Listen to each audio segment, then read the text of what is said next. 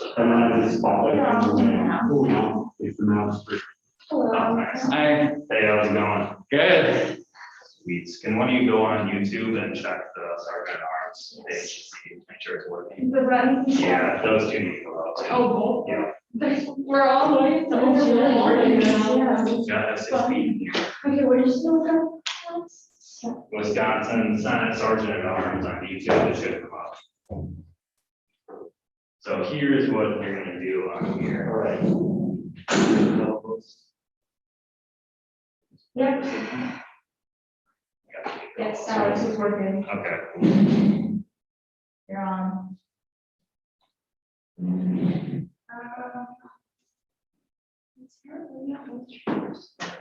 Yeah, Okay. so you're just gonna be spotlighting and stuff here. All right. You can't do it now, there's only 2 people on. Are you gonna be joining from? Yeah, I'll do that. Sounds good. So once Jason joins, then you can spotlight the room. Okay. So the only difference here is you also have a camera. So when somebody's testifying, you have to hit start video. Something's off the, Yeah, no, but when nobody's there, we sell a lot of stuff's moving around it. Oh, interesting. Okay. And then whenever someone's not speaking, should I spotlight this? Yeah. Okay. That's Jason. Also, Sarah, we're. You may go. Well,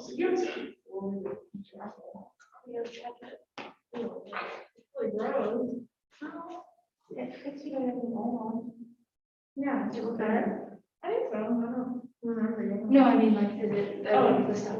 Yeah, it needs to be like water. Oh, actually, you can't. Oh, this is right, because we're streaming it, so this one's still the host.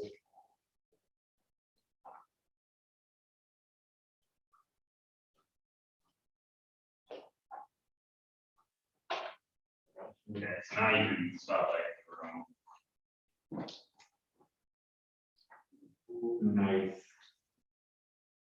I'm gonna just let these people in here. I'm gonna change the setting. Inside. Yeah, there you go. So we're not gonna let them turn on their video without Video. you letting them. And see the same. I'm gonna check the one that says unmute yourself and video. Gotcha. And you'll have to request that they unmute, like YouTube, for instance, right when they're request that they unmute, and then if they did have video, you would ask to start the video. And I should have been friend last night, he started it. You're gonna go through the list of like senators, ask if they have some questions, right? Yeah, so Like we did for the other ones. He got this. For those who are remote, you will Watching my ask side. them for questions, unmute them. And then mute them while the person's answering, and then he's probably gonna come back if you have a follow-up. And we'll unmute them. Okay, sounds good. But otherwise, yeah, they should all be muted, no video. All right. And no video for senators either. Only the people who are testifying, you can ask them to start their video. Okay. But when they hear that, Jason just said. I'll write it down here for you, so you have a reference, but. What we're gonna do, Senator Roth's gonna go through the list of senators and ask them questions. Do you know which one? Oh, yeah, we do know which ones are gonna be likely virtual. For senators, Yeah. Roy's, Senator Roy. Rohrbach maybe, Stachel for sure. staff so is gonna be here in person now. Oh, he is gonna be? Yeah, I sent you an email. Oh, yeah. Yeah, they just let me know like half an hour ago, so. Well, we can move Urban back because he wasn't sure. We can put Stachel here, if that's all right. He's gonna be on the wrong side, but we don't have enough spaces over there. But if Urbanbach does show up, then we're gonna be scrambling a little bit. Yeah, But I guess we don't know about Larson either. so Darlene, I think he's only gonna come for roll call. Okay, Could we just set some temporary? sure, yeah, we could do that if you want.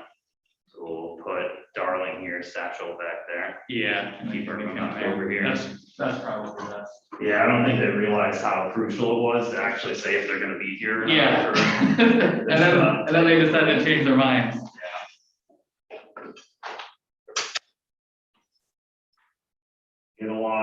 that. But then, Mhm. so to start the meeting, Senator Ross is gonna, introduce the report, and I'm gonna bring up some hard topics. As he is talking about it, can you go around and hand them out? Yeah, they'll be here actually, Yeah. so Yeah. they'll be, Okay, I'm just here for the setup. gotcha. So that'll happen right away at the meeting, or to start off, so as soon as he starts talking about it, I can give you a signal, or hand in them out to the members. But the ones that are gonna be virtual, so not Satchel, do make that change. I think it should be back there. So we actually. Could be, any of the tabs might be virtual. Alex, Yeah, the papers to hand out, we just give them out like normal, right? yeah, just do whatever makes sense, just start with the chairperson. It's a little bit weird. It's technically not, should Yeah. be like third in order, but it doesn't matter, just do Satchel first and then swing up. And he's giving us, it's a testimony?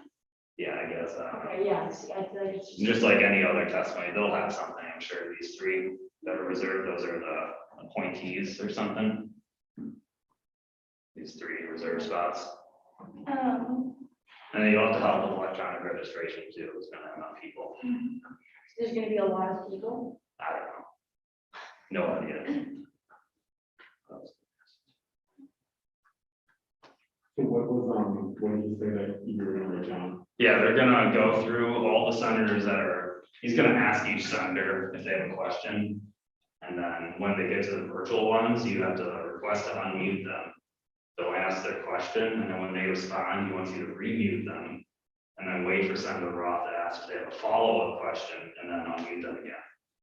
Okay, how long are you gonna have a question if they're muted? Well, he's gonna ask, he's gonna be like, Senator Royce, do you have a question? You unmute, Oh, I can and unmute. regardless, and then she'll say yes or no, and then you'll remute her. Understood. I would have to ask to unmute. Yeah. And then show me. Yeah. Okay, got it. Understood. Anything else? I don't think so. If there's extra people, you can put them in the hallway, try to keep the door open. What? No, nothing, just finding them. Yeah. If we need to, we can set up 400 Southeast as an overflow too. Okay, well, I mean, no, we're on. There shouldn't be, but there's only like 2 spots in here that are for the public, so. Oh, gotcha. I So it's thought, gonna be, quick and dirty.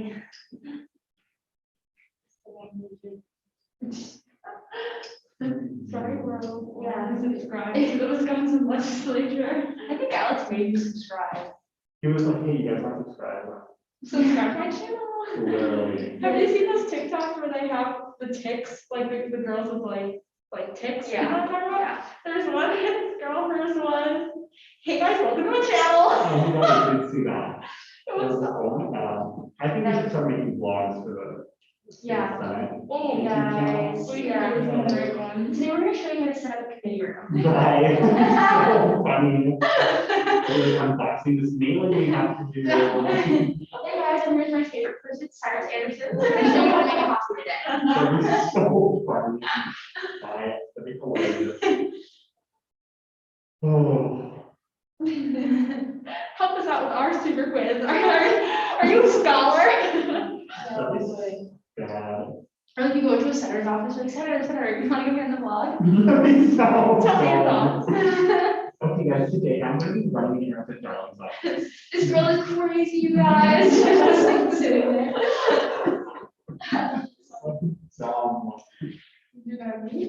Yeah, I wonder how long it would take for us to get fired. I don't know. I think we could sort of swing into we're like training videos. Yeah, right. Honestly, we need it though. I mean, that would be great for us. Yeah, I'd be like in the elevator, I'm like in the cheese square, she's like, how to make a copy. Oh, Like sweating. How to scan. It's funny because I've done that. I went to the printer when I've been like, how to make a copy. Or not a copy, but like How whatever. to make it include staples. Yeah, I'm looking at it on YouTube. Oh my I'm God, sitting in the literally. copier. Someone's like, hey, Lola, did you talk? I'm like, yeah, actually. It actually could use some help. I think I'm just gonna run this down to special projects. That's so bad. Yeah, we're about to be down there. Last time I went to committee, we had to say the pledge of allegiance and half the people were on their hands alongside their chest. How And I was is like, it your left and hand? then it was making me question, I was like, oh my god, like, your right hand. It is your right hand, right? Right? Yeah, right, because then when half the people are doing it the other way, I was like, We're like, maybe you guys should go back to kindergarten. maybe, right? Did we still do a pledge of allegiance in high school? Was that a I thing? would do it in high school. Yeah, I don't. Mine never, I don't remember it. But honestly, did it like during the morning announcements, they're like, good morning, let's pledge allegiance, and I was like, okay, I guess. Yeah. I don't, I feel like we must have done it, but I don't actually remember.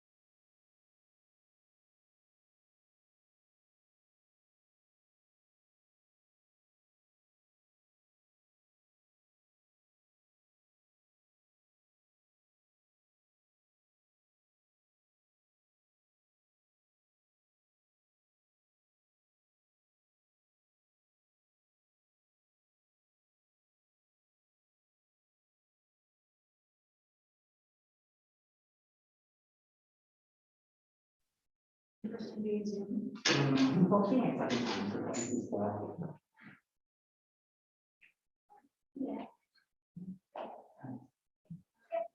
There's only a couple of pieces of topic about the reserve to be here. And then.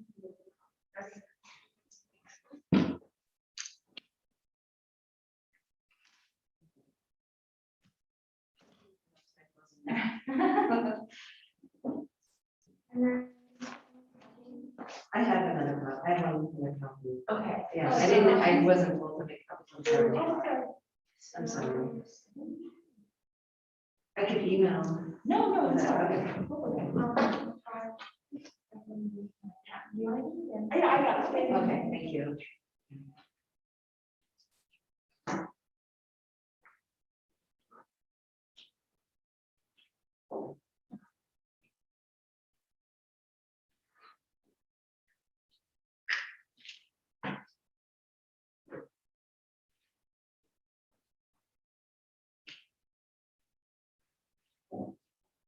I am. I guess Oh, yeah, we're not supposed to do that, right? I do that all the time, so. I'm not, it's bad because I was vaccinated in February, so. It's like, we get comfortable. You're right, like eons ago, right? Yes, I know. Makes it easier.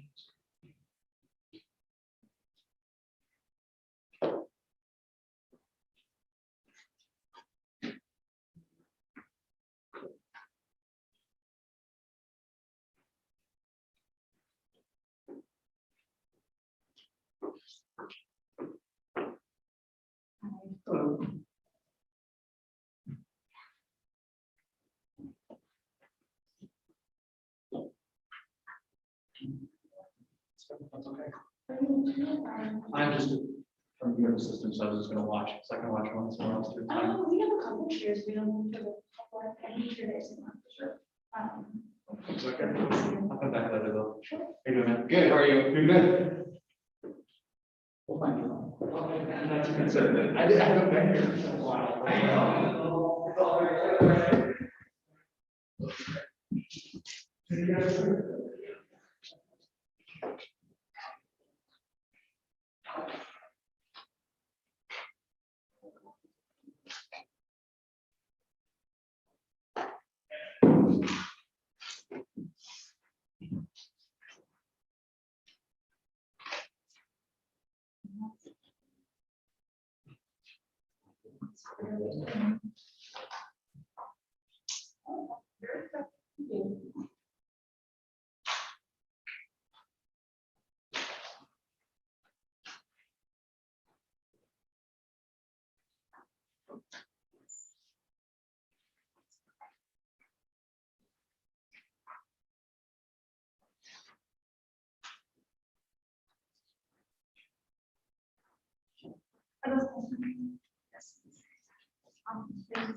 It should be wonderful. I put it extra.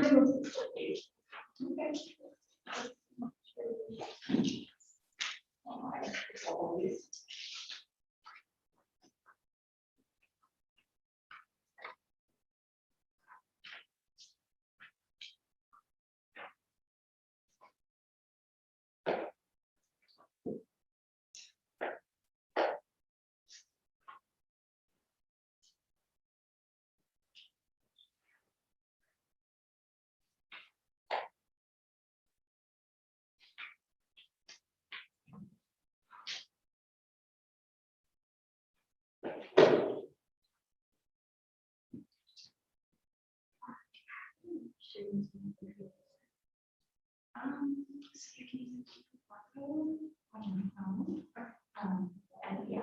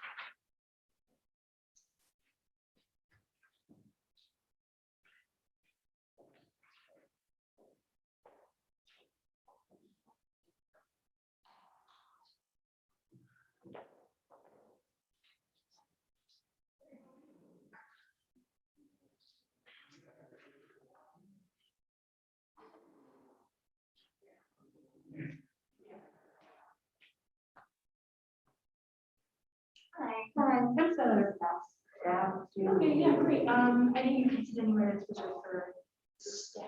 Okay. So, for meeting, right there, that's great.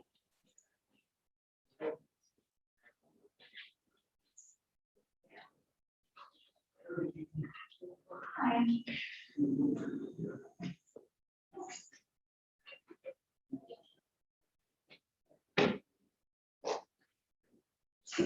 Hi.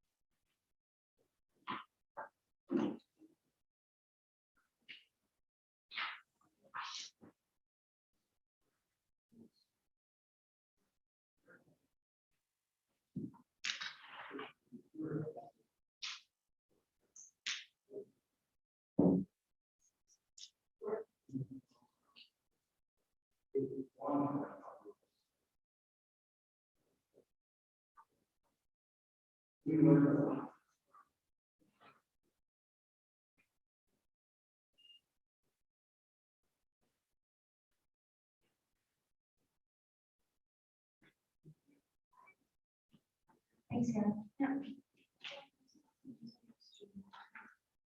Oh, there's two of them.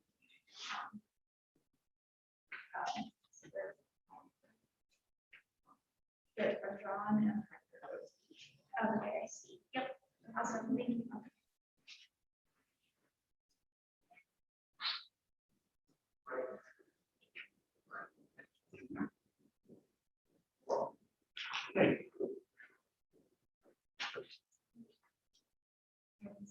Oh.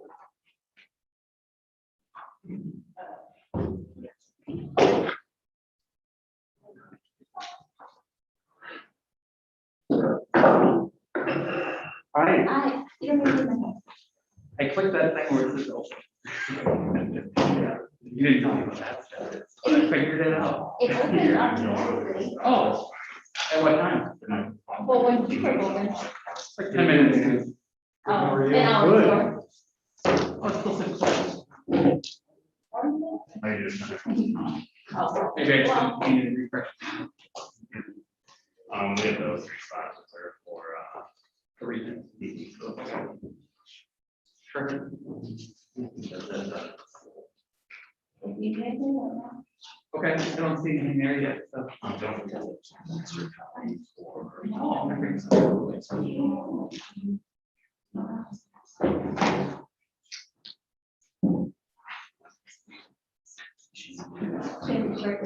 Yeah. So that is Cam. Yep. Yep. Okay. Easy enough. I'll let you know afterwards. Okay, good. See what's that. Perfect, good luck.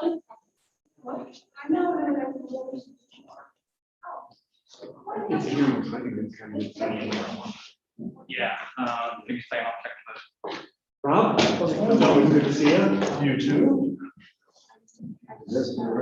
Table. It's actually the best seat. I kind of wish I could do right there. If you ever feel like changing something. Okay. Hello, I'm Amy Lucas. Nice to meet you. That's all right. I always want to reach my hand out.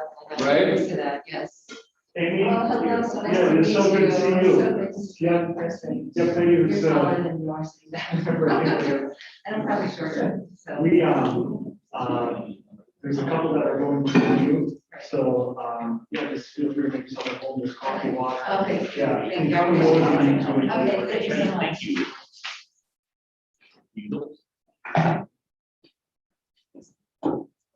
Ready to go first one? Yes. So I cheat, I'm like 10 minutes from campus. Yeah. Wow, I got it easy. that would be nice. Yeah. Did you drive in? I know, yesterday. Yeah, it's a long ride. Yeah. Hello, Probably Brad. can't with your eyes closed though. Hi, Mr. Chairman, I am testifying on a whole bunch of those. You just come and go as you have to. Thank you. Yep. I appreciate it. We'll get started. Thank you, I appreciate that. Let's see. I'll ask your question if you're not here. Okay, Yeah, thank we'll you. make sure that you're. Thank you, we handed those in. Yeah, yeah.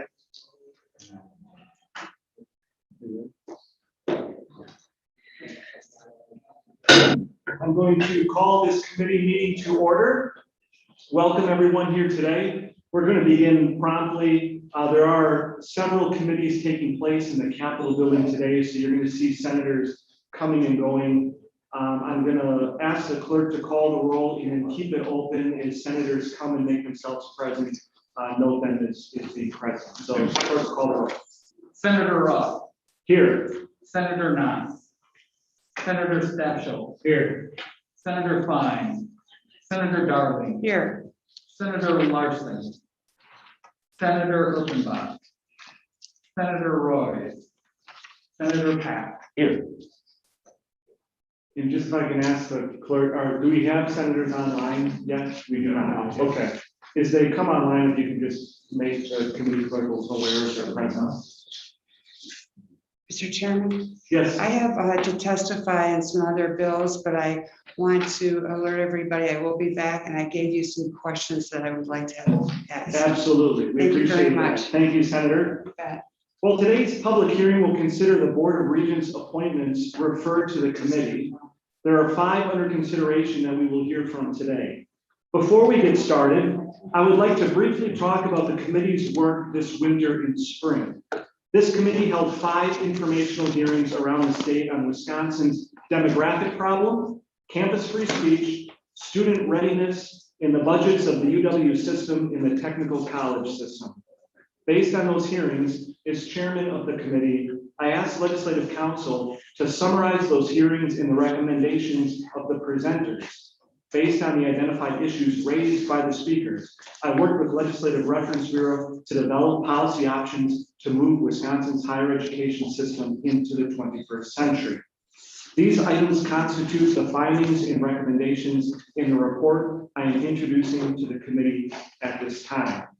There is no doubt about it. Wisconsin is facing a looming crisis in higher education if we continue on our current path. The way our higher ed systems have developed over time doesn't match an ideal design if any of us were to create it today. We have an opportunity to make reforms before more serious consequences arise in the long term. The recommendations address the most serious issues facing higher ed today, such as reforming the structure of the UW in light of Wisconsin's current and future demographics, prioritizing and protecting free speech on campus, advancing higher education pathways into the digital sphere, and expanding opportunities for high school students to obtain college credit.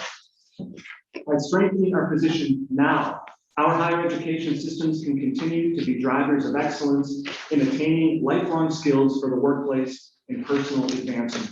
I'm introducing this report to committee members today for your consideration. And that is the report that they just passed out to you. So I just encourage you in your time here over the next few days to look through that. Now at this time, we will move on to our appointments. First under consideration today is Hector Cologne, who is appearing virtually. Hector was nominated by the governor last year as a Congressional District 5 representative on the Board of Regents in the term expiring in 2025. Hector is from New Berlin and is the CEO of Lutheran Social Services of Wisconsin and Upper Michigan. He is a graduate of UW-Madison, among other institutions such as Harvard and Marquette. Welcome, Hector.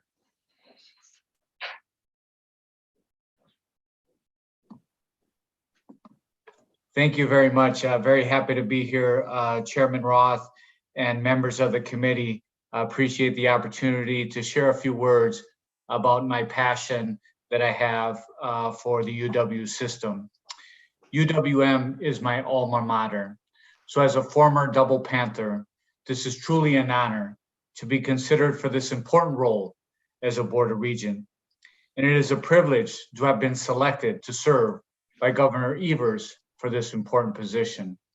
The work the UW system is doing to recruit, develop, and educate students is to be commended. The UW system's commitment to our students is a commitment to building a brighter, stronger future, not just for them, but for the businesses they will soon work for and the communities in which they will serve. As a former alum, this position gives me the opportunity to give back to an organization that played a huge role in my life.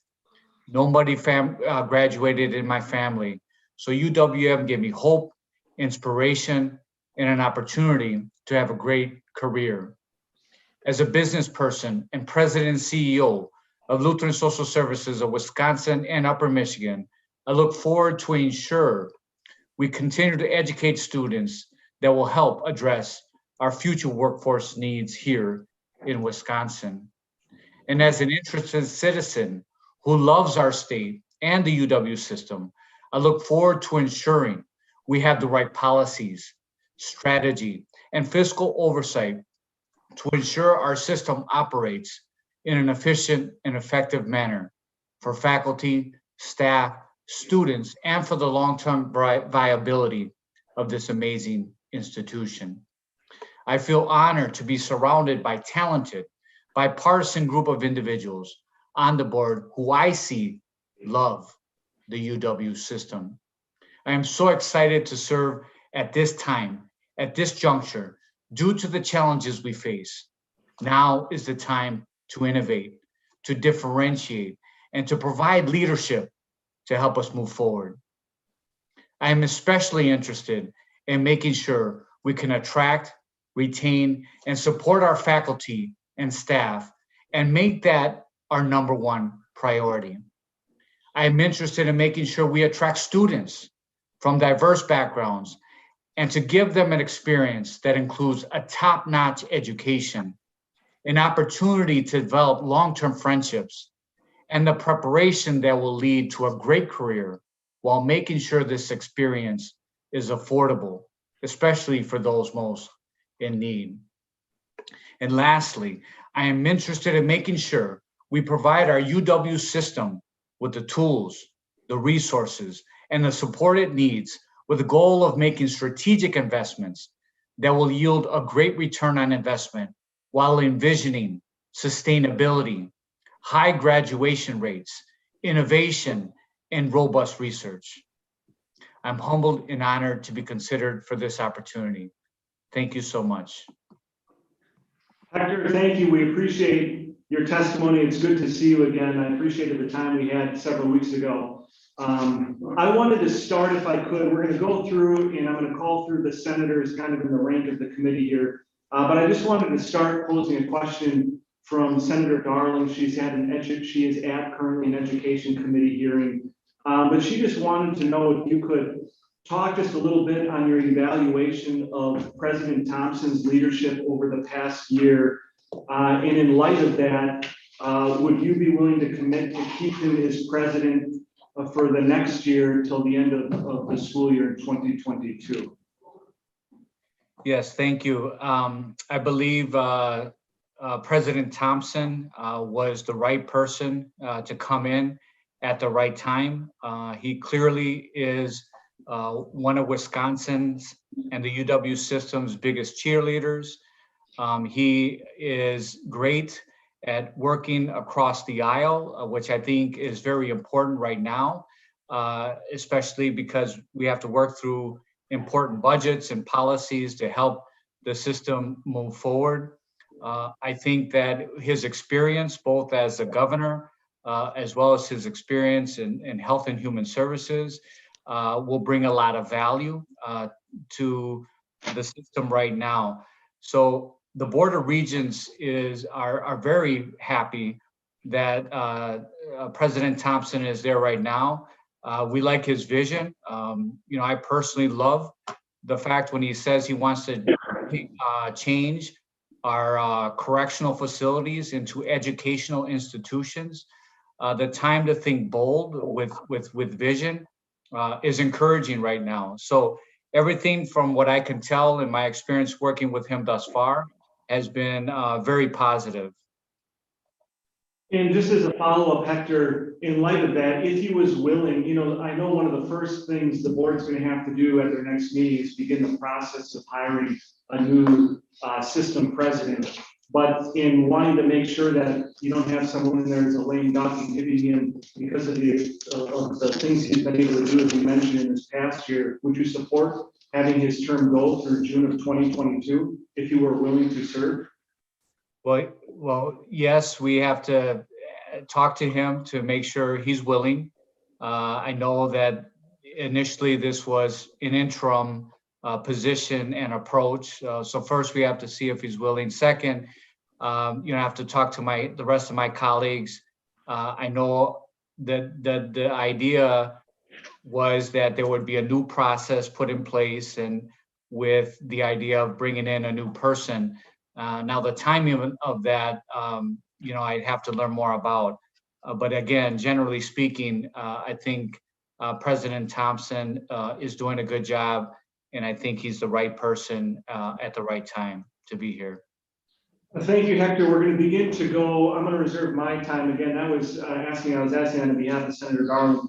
We're going to move through the committee now in just rank of seniority, starting with the ranking member, Senator Larson.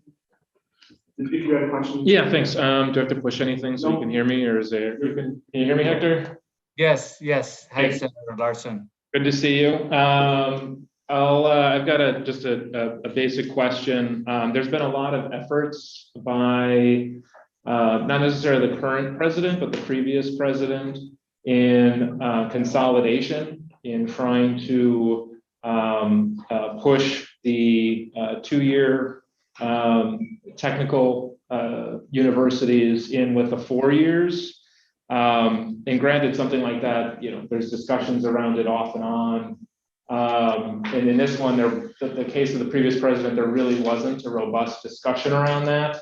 So I'm curious about your opinions about the possibility of consolidation, the loss of specialty programs that could result from that, and then who you would be leaning on for insight into the impacts of specifically around consolidation.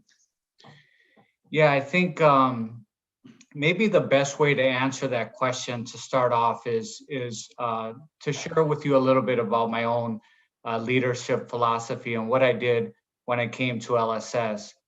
So when I came to LSS, the organization met 2 budgets in 10 years. And during that period of time, we lost $10 million. When I came in, I started off by asking 5 questions of all of the staff, as well as our boards. What are the biggest challenges the organization is facing? Why are we facing those challenges? What are our biggest opportunities for growth? What do we need to do to leverage those opportunities? And if you were me, what would you focus your attention on? It is the answers and insights to those questions that led to a major transformation at LSS since I've been there. Compared to the 3 years before I was there, we've gone through a $2.4 million turnaround. We've gotten out of, so how did we do that? We got out of $13 million worth of programs. And these are hard decisions, but it allowed us to strategically grow by over 13 million programs. Today, staff are being paid much better than they've ever been paid in the history of LSS. We're serving more people, and the organization has never been more financially viable, certainly in the last 15 years. So I take a very data-driven approach. So to the answer to that question is difficult, but I'll tell you that what I'll rely on is data. I'll rely on faculty and staff. I think it's very important that we co-create our vision along with our most important asset, which is the faculty and staff. They know this institution very well. Let's ask them the questions. Let's ask them to be a part of the process. Let's gain insights from them. In my case, I felt my staff knows better than I do. So I wanted to listen to them. Once they gave us the information, once we analyzed the whole situation, we moved forward with a plan, again, that was best, first and foremost, for our colleagues, for the people we serve, and the long-term viability of the organization. So I would take that same data-driven approach, that involvement of others, listen, and come up with the best solution that's going to be best for faculty, students, and the organization. Senator Larson, do you have a follow-up? Not on that question, no. Yeah. Senator Knopf? Yes, on the, we've had a tuition freeze in place for quite some time, which has been very helpful to the students. And the other thing I believe that it has forced, because it was challenging prior to that, it has really forced the regents and system to look at ways they can do business differently and look for ways they can save, consolidate,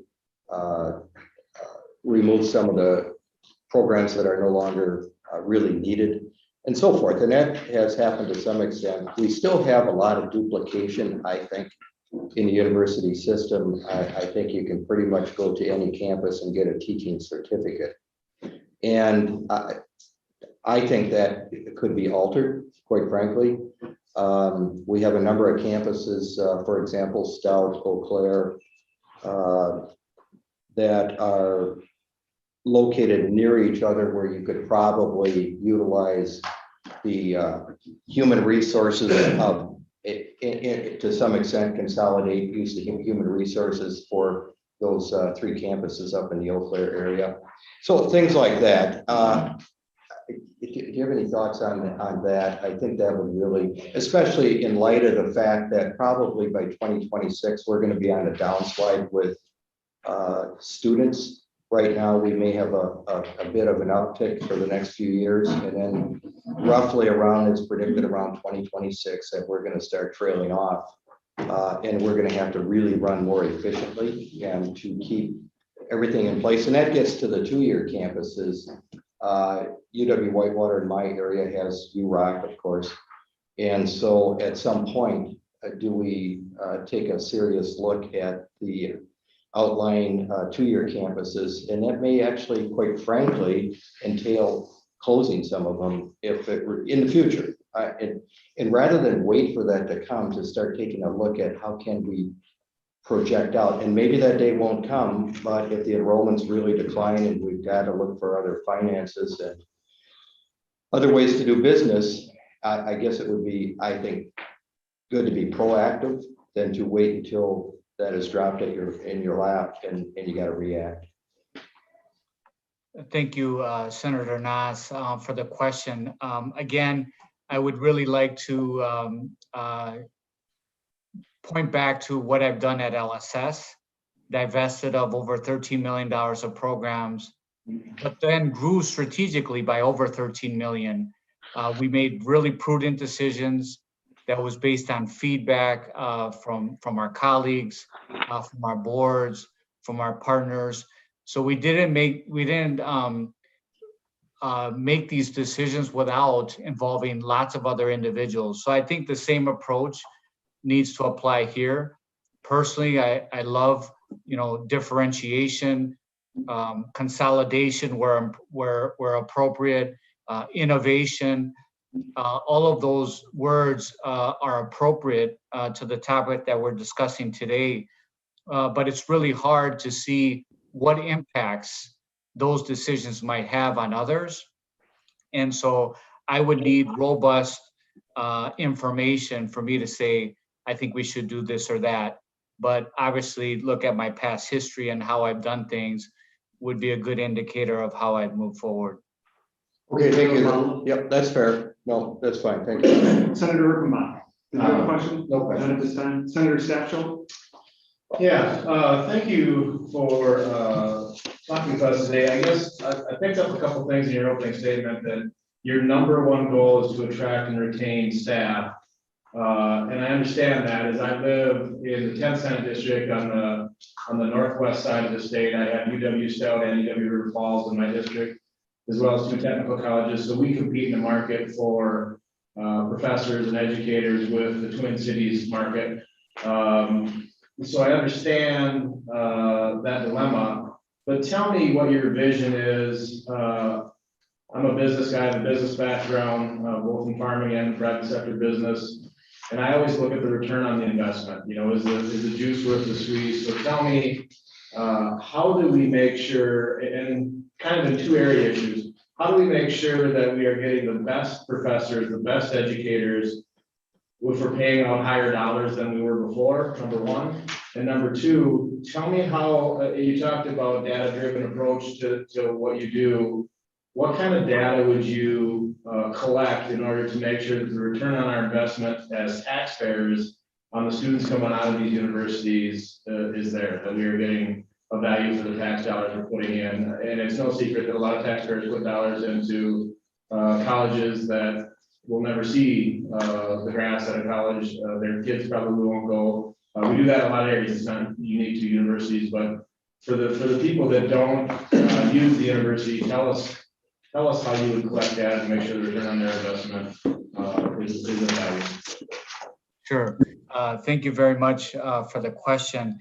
So first, I just fundamentally believe that the more you focus on your faculty and staff, the more you want them to be healthy and well, the more you care and love them, the more they're going to bring to their jobs.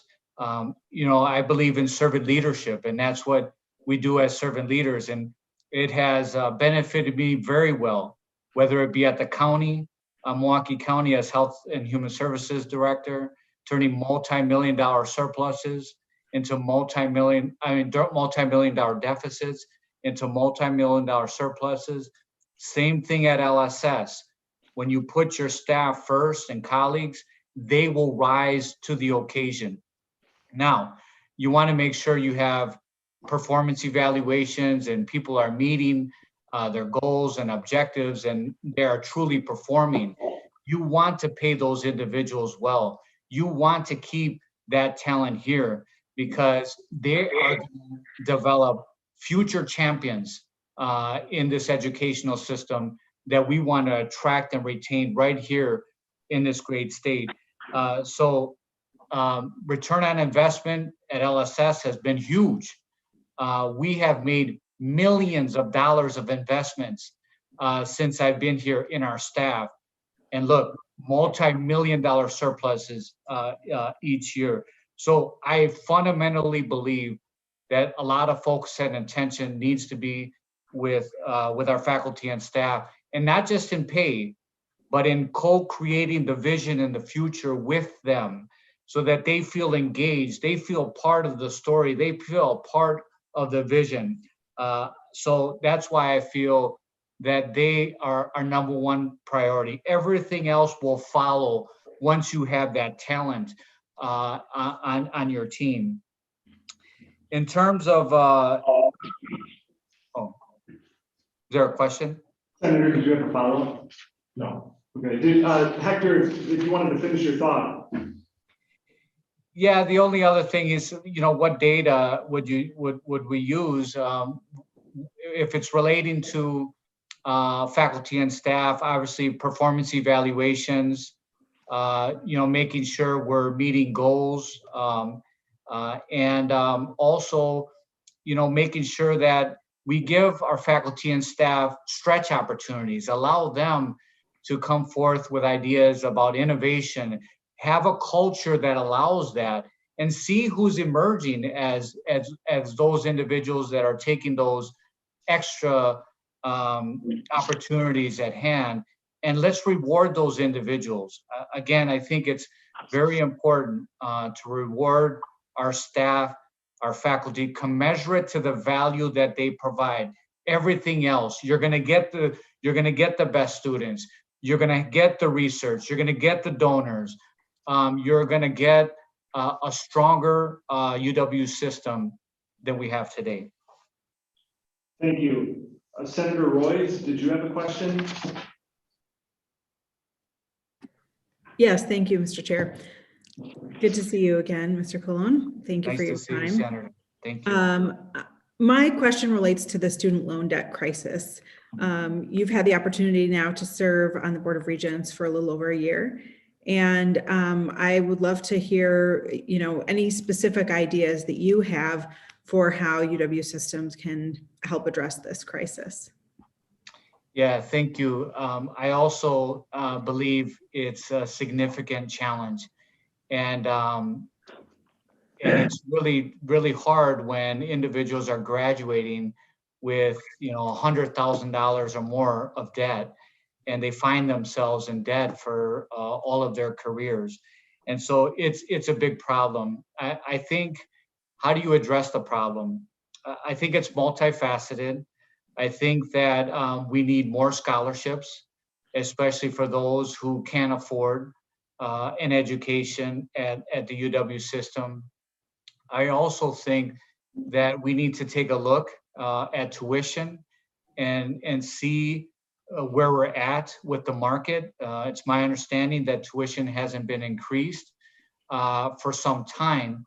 But how do we make it in a way where those that can afford it pay, and those that can't have a little bit of extra help so that they're not mirrored in debt once they graduate from college? Because this debt is really now preventing a lot of our students to getting into college, because they fear they have so much in debt, they might as well just work in another field so that they wouldn't have so much debt.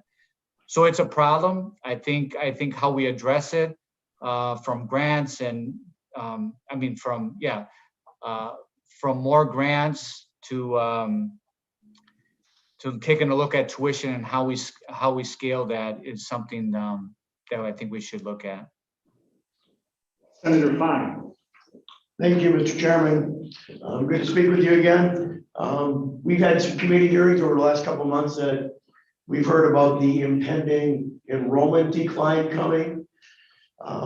With enrollments dropping at most campuses in the system, with challenges like that coming, what action do you think needs to be taken? What action should be on the table?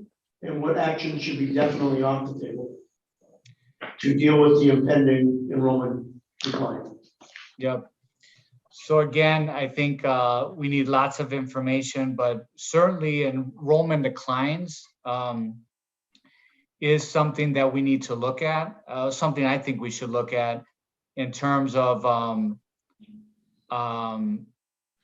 could we have more differentiation, more specialization at some campuses? I think the online vehicle would provide individuals in one region that they didn't have previously. Now, due to online stuff, they might have the ability to cross regions and get that same education. So I think enrollment certainly is a factor, an important factor or data point for us to have, and how we're going to decide to move forward. If there is consolidation, if we decide where do we differentiate, and if there's and if those decisions will positively impact the faculty, the students that we want to attract to this organization, and the long-term strength of the UW system. Senator Fowler. Yeah, we have 26 institutions, 13 4-year, 13 2-year. Are there any specific items that you would say are off the table moving into the future as far as declining enrollments are concerned? Such as possibly, it would be a long-term approach, closing a campus, consolidating services, making sure campuses specialize in certain majors, things like that. So generally speaking, again, I would turn my attention based on what I've done in my career, and I've closed programs, I've consolidated things, but it's hard to answer that question without having the data that I had in making those decisions. The data I had that allowed me to make those decisions improved the situation for all parties involved. So I would need much more information to say we should close a campus or we should consolidate. It has to be driven by data, and it also has to be driven by lots of input, including from faculty and staff, partners in the community, the UW system leadership, the board of directors. I think all of that information is necessary to make an informed decision. Senator Papp.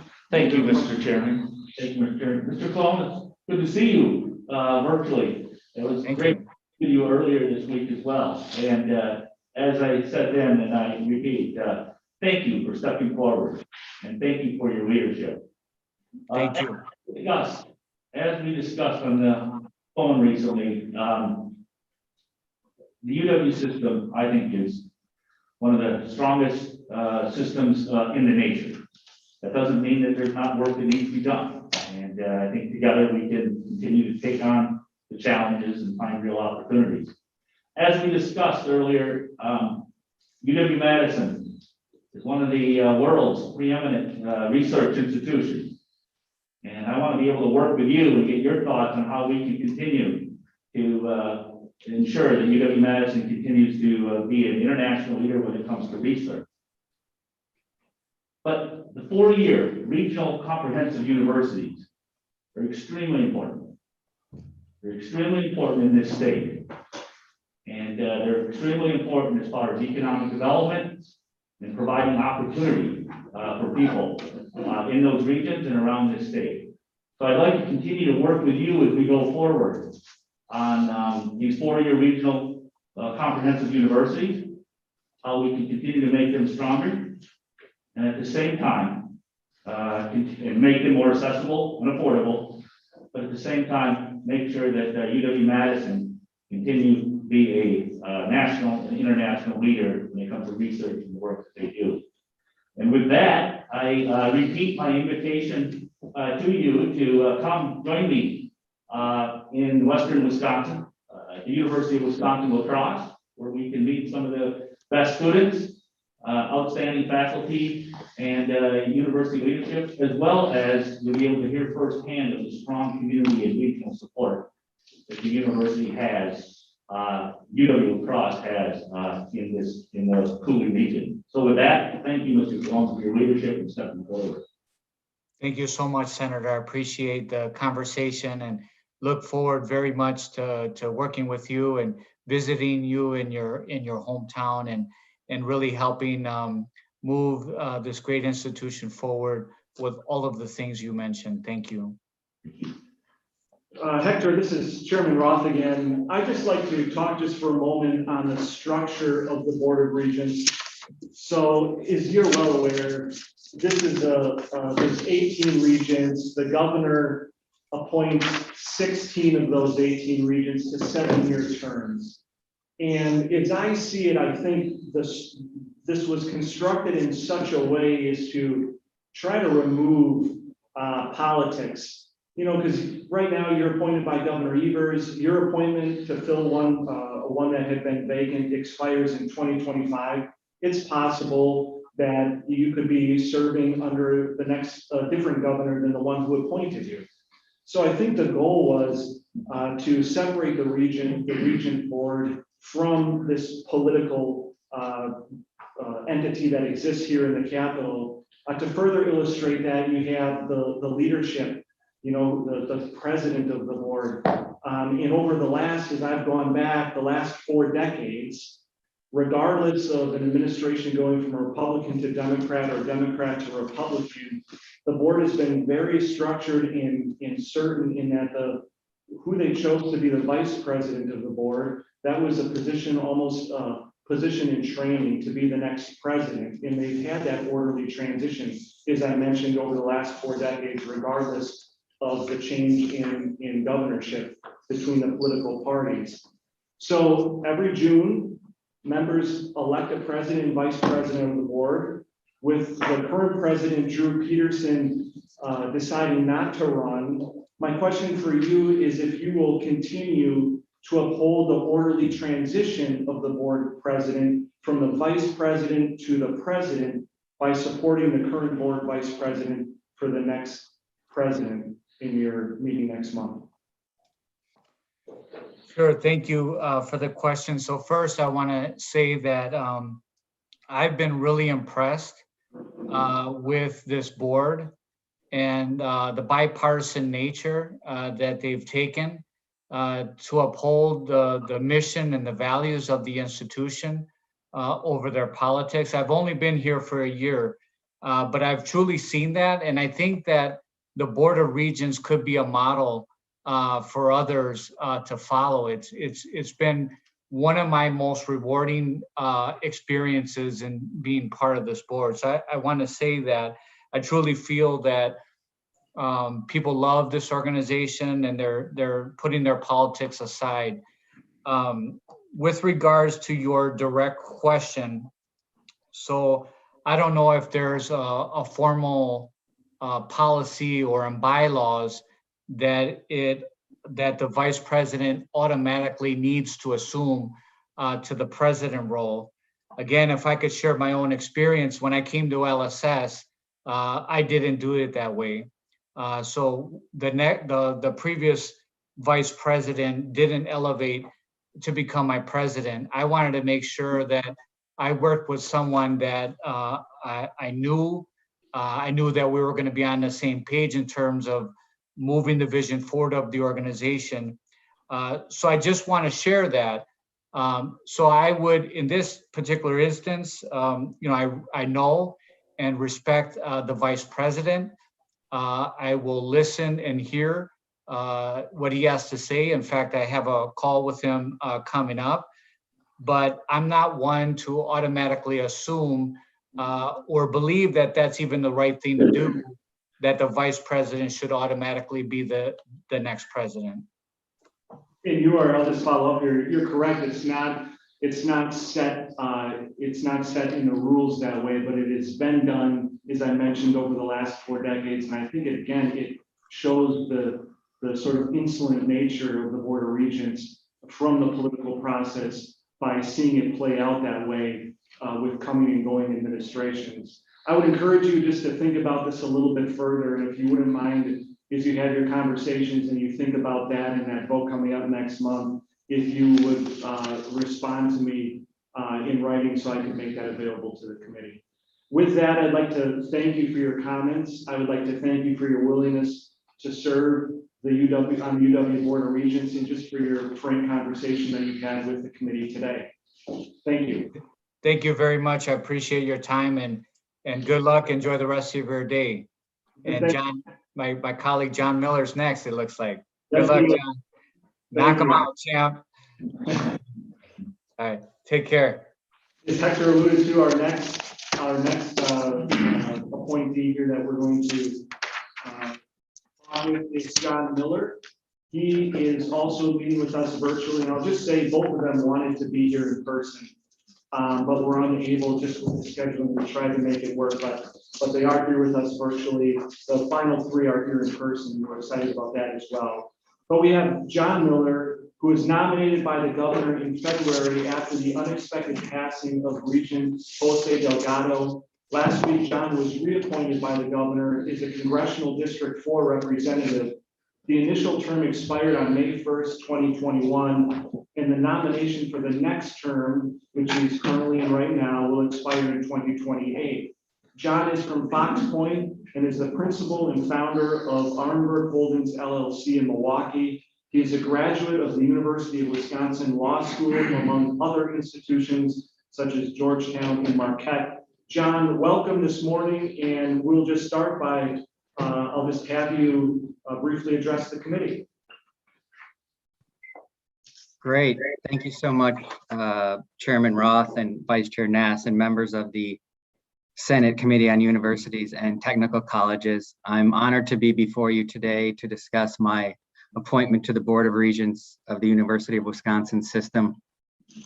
I was born and raised in Manitowoc, and my exposure to the reach of our public university system began at an early age when a professor of ecology at what is now the University or UWGB Manitowoc campus would lead nature hikes at the Woodland Dunes Nature Preserve. Even in elementary school, I recognized that it was special that we had access to such exceptional experts in my very own hometown. Later in life, that introduction would come full circle as an employer in that very same area when my manufacturing company would hire professional after professional produced by our universities across the state. I bring to the Board of Regents a unique set of experiences that I believe will benefit the UW system. For starters, I spent the better part of a decade as a congressional staffer in Washington, D.C., where as an aside, I used to hit the softball fields with one of your committee members, Brad Pfaff, when he was working for Congressman Kind. And I worked for a congressman from Milwaukee. I believe our name was the Mad Cows. But I digress.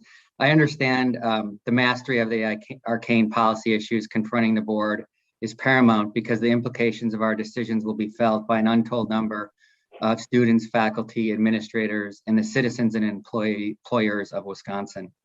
crafting and interpreting public policy debates in Congress has given me a special perspective on the relationship between the Board of Regents and the legislature and governor. In short, I have experience making the sausage, and I know I can be helpful in formulating sound policy for the UW system. In fact, my master's thesis at Georgetown University was on the legislative policymaking process. I left my career in Washington, D.C. to attend the University of Wisconsin Law School, an experience for which I benefited not only from a top-notch legal education, but also for the last 5 years from a position on the law school's Board of Visitors, a position from which I was introduced to the rigor necessary to run a leading law school competing with the best public and private schools in the country. While making up just a sliver of the total UW system, the challenges confronted by the law school, admission standards, budget constraints, aging infrastructure, professor recruitment and retention, and prospective student incentives reflect the same issues confronting each of the 13 universities and their many, many academic programs. I come to the board with a foundational understanding that the UW system needs to advance every day in order to remain competitive on a national landscape. Finally, and perhaps more importantly, I have been an employer in Wisconsin that relied on high-performing and affordable university system to produce the next generation of Wisconsin's leaders, ready to meet challenges in the workplace and engage in the greater responsibilities of being active and thoughtful members in their communities. For it is that civic involvement that carries on the torch of the Wisconsin idea that is fundamental to the Wisconsin's public universities and is necessary to Wisconsin's success. Thank you for your time, and I look forward to your questions. John, I appreciate that introduction. It's good seeing you again. I wanted to start just asking a question for Senator Darling. She is testifying in another committee right now. But this kind of builds off this conversation you and I had anyway in our meeting. Would you be able just to give us an evaluation of President Thompson's leadership over this past year and your thoughts on that? And then recognizing that depending, I guess what you say, would you be willing, I know the board is going to be, the next step that they're going to have this June is finding a long-term president to replace him, but in an effort not to lame duck him, would you be willing to support him if he was willing to serve out through June of 2022 in that position? Yeah, so I appreciate the question, Senator. I had the great privilege of sitting down with System President Thompson very shortly after I was appointed in February. And we had a great conversation. He was very kind to invite me to meet with him. So I really value that. I think that System President Thompson brings an extremely valuable perspective and really an unmatched experience in the job. He's uniquely qualified because he knows the system from when he was governor, and he's able to jump right in and start addressing some of the thorny issues that we have. And he could do that right away without any need to learn the job. And I just should point out, because of his contacts from his time as Secretary of Health and Human Services, he was the right person at that time, at the right time, to help the system deal with COVID-19. He was invaluable in getting all these resources together. I'm excited about working with him. I as we all know, his energy and optimism and cheerleading for the system is unmatched. I really hope to have his stamina when I'm at age 79. I am obviously willing to, understand and want to work with him until the new system president is named. It seems to me, since we haven't started that process and we'll start that process in the coming months, I've never been through one of these. I've only read about it in the paper. I would support System President Thompson staying in that position until we find his successor, which I assume will take roughly a year. Gotcha. Thank you. I'm going to begin to move through the committee here. I'll reserve my time to the end, but I'm going to start with the ranking member, Senator Larson. Did you have a question? Yeah, thank you, Mr. Chairman. Thank you, John, for serving our state, and thank you for being with us here today.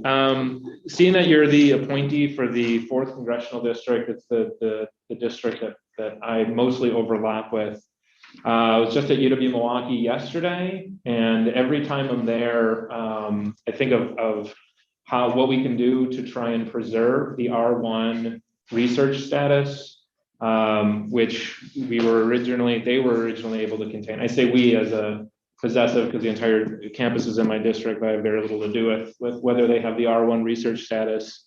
But they were able to get that 4 years ago and then get it extended on a little over a year ago.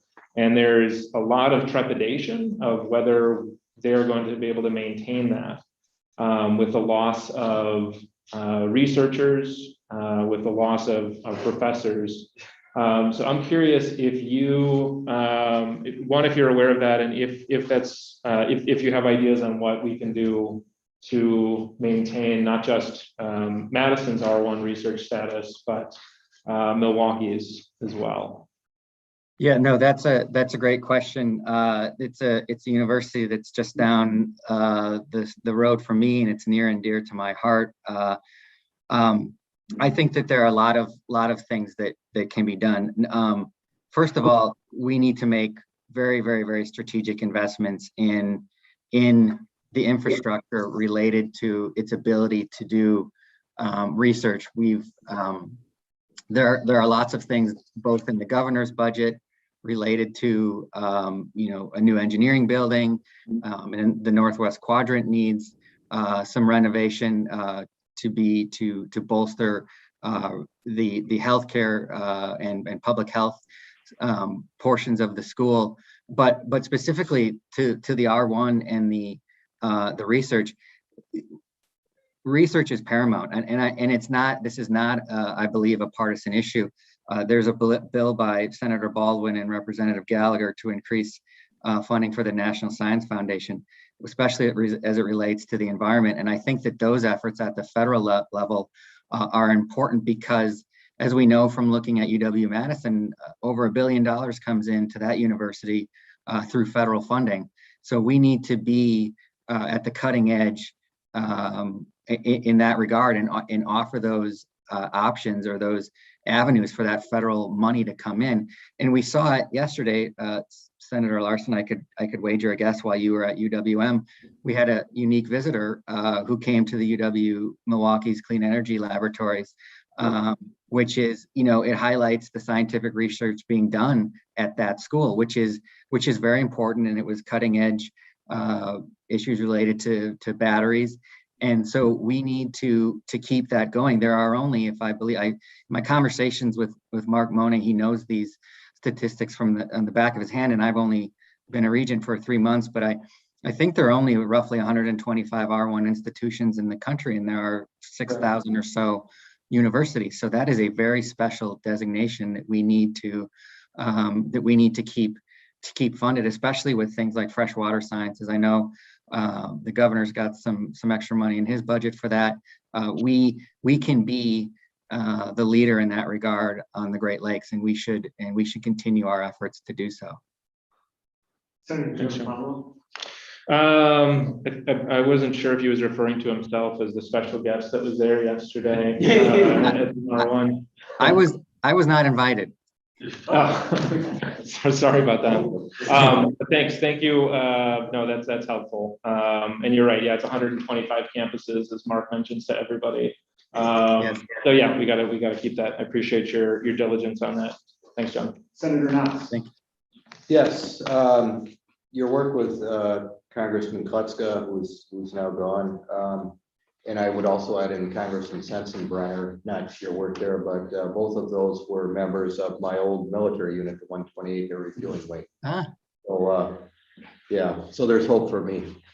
I had mentioned previously some of the concerns I've had over the years, duplication on campuses with various degrees, the enrollment decline, which is looming out into the future.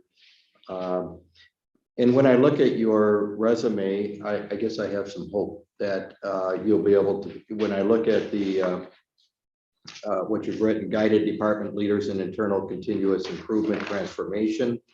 identifying, remedying problems, improved operating processes, significant improvements in product quality, provided analysis and advice, and so on.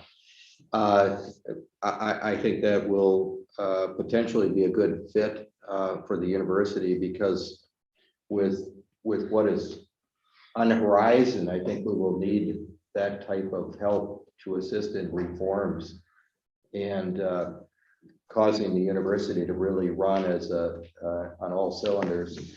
It is an economic engine, no doubt, but on occasion certainly needs to be fine-tuned. So with that, if you've got any thoughts, not that I would expect specifics, but on looking at to me, concerns that are out there that I think can be identified. And I'll leave it. Yeah. One of the things that's most interesting to me as I get more immersed in this world is that, you know, the system was set up in 1974 by Governor Lucey. And to my knowledge, there hasn't been a real top to bottom look with all the parties invested. And I would include the tech colleges and K through 12 in that, and just an analysis of what is needed in the state. And so I think that's an important place to start. Like I started my little tenure here by visiting a few of the campuses that were the furthest away from me, and that was UW Superior and River Falls. And you know, you think that maybe the idea would be we need to kind of cut some campuses and consolidate a little bit. But it's difficult when you visit those places and they're thriving even in times of COVID, and they're excited about new buildings. We've got, you know, at River Falls, they were excited about their Science and Technology Innovation Center, and you know, they do a lot of work with dairy. And so one of the things I worry about is that, you know, will those communities still be served? But on the other hand, coming from a business and a manufacturing perspective, there is always ways to cut. Always. There is. I mean, that's why companies like Toyota look at their work cells literally tens of thousands of times to try to improve efficiencies. And we shouldn't be afraid to really delve in and look at those things, and look at, you know, how they overlay over the extension campuses. There's obviously been a consolidation there, which I think was necessary and important to kind of roll those in, because there is a need for regional two-year institutions to feed into the larger ones. So on the whole, you know, when I wear my business cap, I think about the ability to make some headway there with efficiencies. As I had this brief conversation with Senator Roth, the only trouble is that we need some sort of BRAC-like committee where there would recommendations would be made, because individual legislators from various areas would obviously have concerns about closing, and rightfully so, because they are serving their constituencies in their regional areas. So it's something that, you know, I'm sort of the opinion that everything should be looked at, and this is no different. I just want to make the committee aware there's going to be a fire alarm test at 11 a.m., which all the senators know is prompt and it's loud. So we are going to, at 11 a.m., wherever we are, we're just going to briefly go informal. I'm going to run out to use the restroom, but we'll come back in 3 minutes after that, okay? We will continue now, though. Senator Urfenbach, did you have a question? Yeah, I do. I've got, it's 11:55, so I've got a 4.5 minute question. Actually, just a couple of quick comments, and then kind of a 30,000 foot question on this. It's a public institution with the idea that no matter where you live in the state, you'll have an opportunity to, if you choose to take that opportunity, whether it's enter the system through a 2-year campus or a 4-year campus from the get-go. The idea that we have to have availability from one end of the state to the other is an extremely important thing in order to keep the word public in public institution. That being said, we have obviously state budget coming up. And there needs to be capital investment, and there needs to be just general purpose revenue investment into our campuses.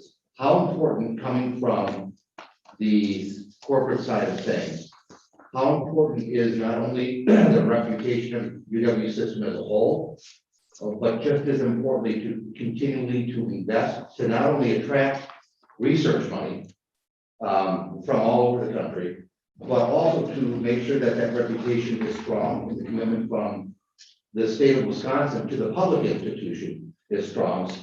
And how do you look through and hold that through the eyes of trying to balance between, okay, coming from the corporate side of things, but I'm dealing with a very public thing? Does that make any sense? Well, yeah, I mean, I probably have 2 minutes to get to that, but it's a great question. One of the things at the core, as a business person, you look at growing an enterprise by making strategic investments and then by trying to maximize revenue coming in the door. So right away, I see 2 needs. One is that the need to attract and retain both faculty and students by making these campuses attractive to them. And our other compatriots around the country, especially in the Big Ten, are making those investments, and we need to make them to keep up so that we will get the good students that will stay in Wisconsin and be a part of that economy. The second part is, which is a little bit of a, I realize a little bit of a hot potato, is the money coming in the door. And that comes in 2 ways. It comes in revenue, general purpose revenue from state taxpayers, and then it comes in through tuition. And we, for the last 8 years, we haven't kept up with inflation in that regard with tuition. Now, I understand the reason for the tuition freeze, but one of the main things you don't want to do as an enterprise is limit the money coming in the door. And I have to believe, as our competitors around the Midwest, and I have figures, especially from the flagship, I mean, they're raising the last 8 years, they've raised upwards of 20% in terms of their tuition. I'm not advocating for that, but I do think Wisconsinites are smart people that find good value, and what we're offering them for the price that we offer it is a good value. And frankly, I do want the value to be inexpensive, because I want my employees, and I had lots of them. I had my HR person was from Whitewater. I had dozens of engineers from UW-Madison and Platteville and all over the place. So I want those opportunities to be there for a reasonable price. But I also want those kids who are smart kids who could go to Purdue or go to wherever to stay right here in Wisconsin, because they're gonna at UW-Madison, they're gonna go into a brand new engineering building that has cutting edge equipment. And that is important as these, especially as we deal with the new, I don't even know what an 18-year-old is called now, if it's millennial plus or what, but they're going to expect some really interesting and cutting edge facilities, and I think we need to be there for them so that they decide to spend their dollars here, and frankly, so that the out-of-state people who pay full freight also decide to come here, which is incredibly important to the system and the budget and the stature around the country. We are able to draw all these out-of-state students who are willing to spend what is quite a bit more than an in-state student, because they know that they're going to get a world-class education right here in Wisconsin, and we need to keep that up. And we also, this year was an anomaly because of COVID, but we are going to start to get more international students coming back into the fray, and they are going to be very concerned with that as well. Senator Black, did you have a follow-up? No, thank you. Senator Satchel. Thank you, Senator. Great. You want to start? Why don't we just take a brief 3-minute pause here, okay? We're going formal for. Boy, you're quick. 3 minutes. There it is. There it is. He's really gonna go. Yeah. You get up there and age, it's gonna take you a little longer. Your attention, please. This is Capitol Police Communication. Because we conducted a building fire alarm. It is not necessary to evacuate the building at this time. When an actual alarm is activated, leave the building at the nearest exit and proceed to the designated evacuation site. This is only a test. This announcement will be followed by the fire alarm. All right, glad. Good. I need my text. Full Well, it's a full schedule. It's not just.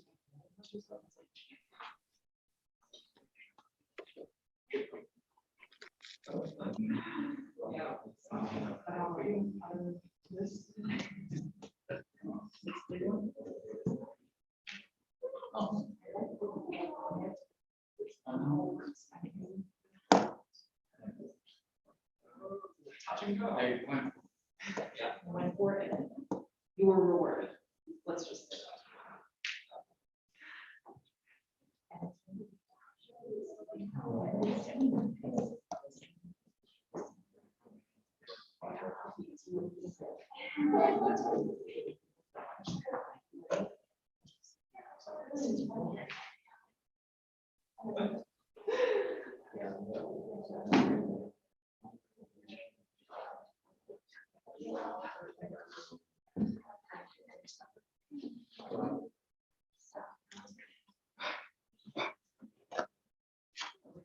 say exclusive restaurant.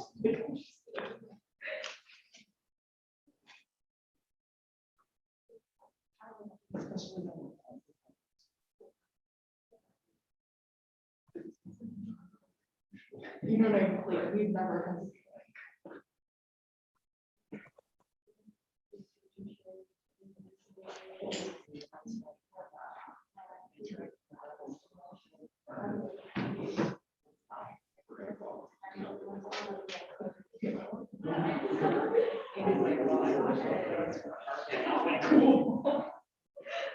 The romance continues.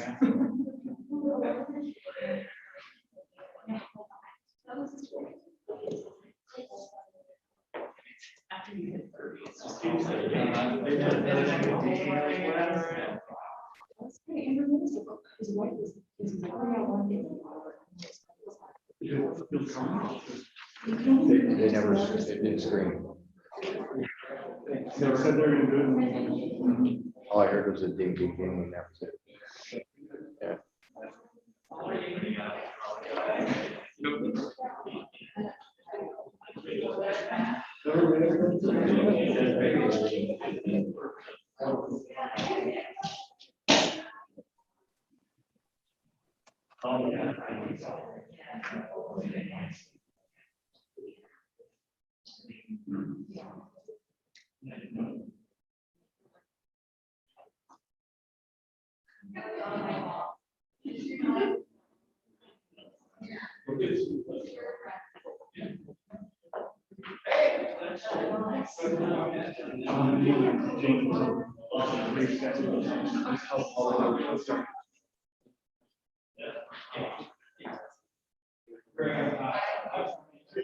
Say, Dee, my chair's back here if you want to see it. Oh, thank you, sir. Yeah, those are. Go ahead. That's why I like stopped and like. Yeah, no, they're, I know the whole size of the other siblings, if you.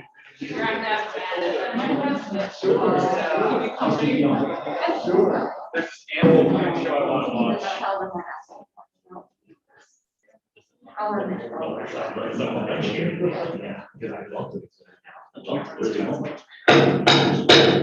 All right, I'm gonna bring this committee back to order. So, John, I don't know if you're able to watch what happened, but it was kind of it was a false alarm practice alarm, I guess. So we didn't in fact have it. Knowing how this place works, it'll probably just happen now in a second. But we are going to continue, and I'm going to go to Senator Staffshall. Thank you. So you talked a lot about the value and kind of the return. And I appreciate your background in business, I really do. We talk about, you know, students coming out with $100,000 worth of debt and making sure they have the value for that. Well, and I tried to ask this question to Hector too, but I didn't frame it very well, so I'm gonna try it again. How do we make sure that the student, not any one individual student, but students in general, when they come out of a four-year program with a piece of paper in their hand that says they can do whatever program that is, how do we make sure that we get the return on our investment as taxpayers, as families, or as students? We're talking about more scholarships, we're talking about more money invested.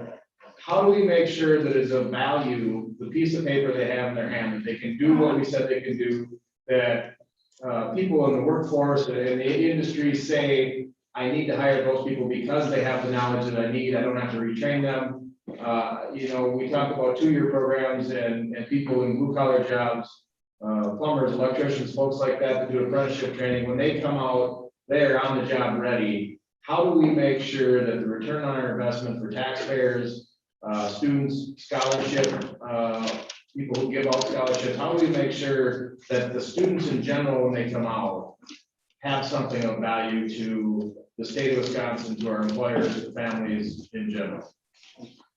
Thanks for the question, Senator. I think that at the core, one of the things that we need to do is make the university as great as it can be. And I'll go back a little bit into my comments about needing to make some strategic investments and retain faculty and make sure that it's the best place that we can provide our students.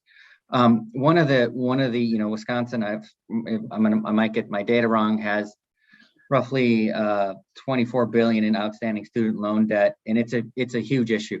The good thing is from what I can understand, and having some conversations, especially with Chancellor Blank, is that 57% of UW-Madison graduates don't graduate without any debt, and those that owe money have a fairly reasonable amount. Not to say that it's we should rely on that, because there are students that are going to have some. But I do think in terms of just the overall student loan issue, there should be some thoughts about debt forgiveness, but I think those should be limited to jobs that are very low paying, that have a social impact, like social workers or teachers or things like that. But really to get at the core of your question, what we need for Wisconsin is to incentivize Wisconsin students to stay in Wisconsin, to go to school, and then to stay after they graduate. And from what I can tell in my short tenure here, we do a very good job in the near term after graduation of getting students to stay in Wisconsin. Then the number, I don't have it, but it's something like 90% of the graduates of the system stay in Wisconsin, which is exactly what we need. But we need to make sure that, and I'll just say as an anecdotal story, when I come across resumes from people, especially as we get into some of these online debates about different entities coming in, whether it be the for-profit University of Phoenix or University of New Hampshire or something like that.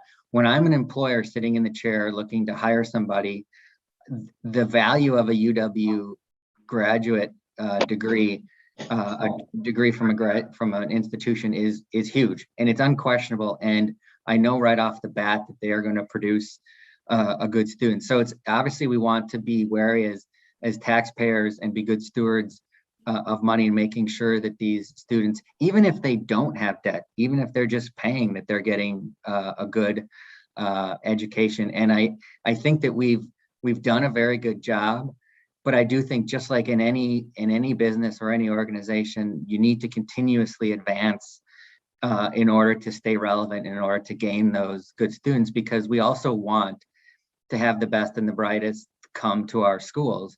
So we want to be selective. We don't want to be the last resort. And the way that we become on the forefront of those decisions is to offer institutions that offer what they want. And by that, I mean, we have to keep pace with, we have to have specialized educations like forestry in Stevens Point, or engineering at Platteville, or nursing at La Crosse. We need to kind of keep on those and watch for the careers that need attention, especially in the healthcare field right now, and offer those opportunities for the students.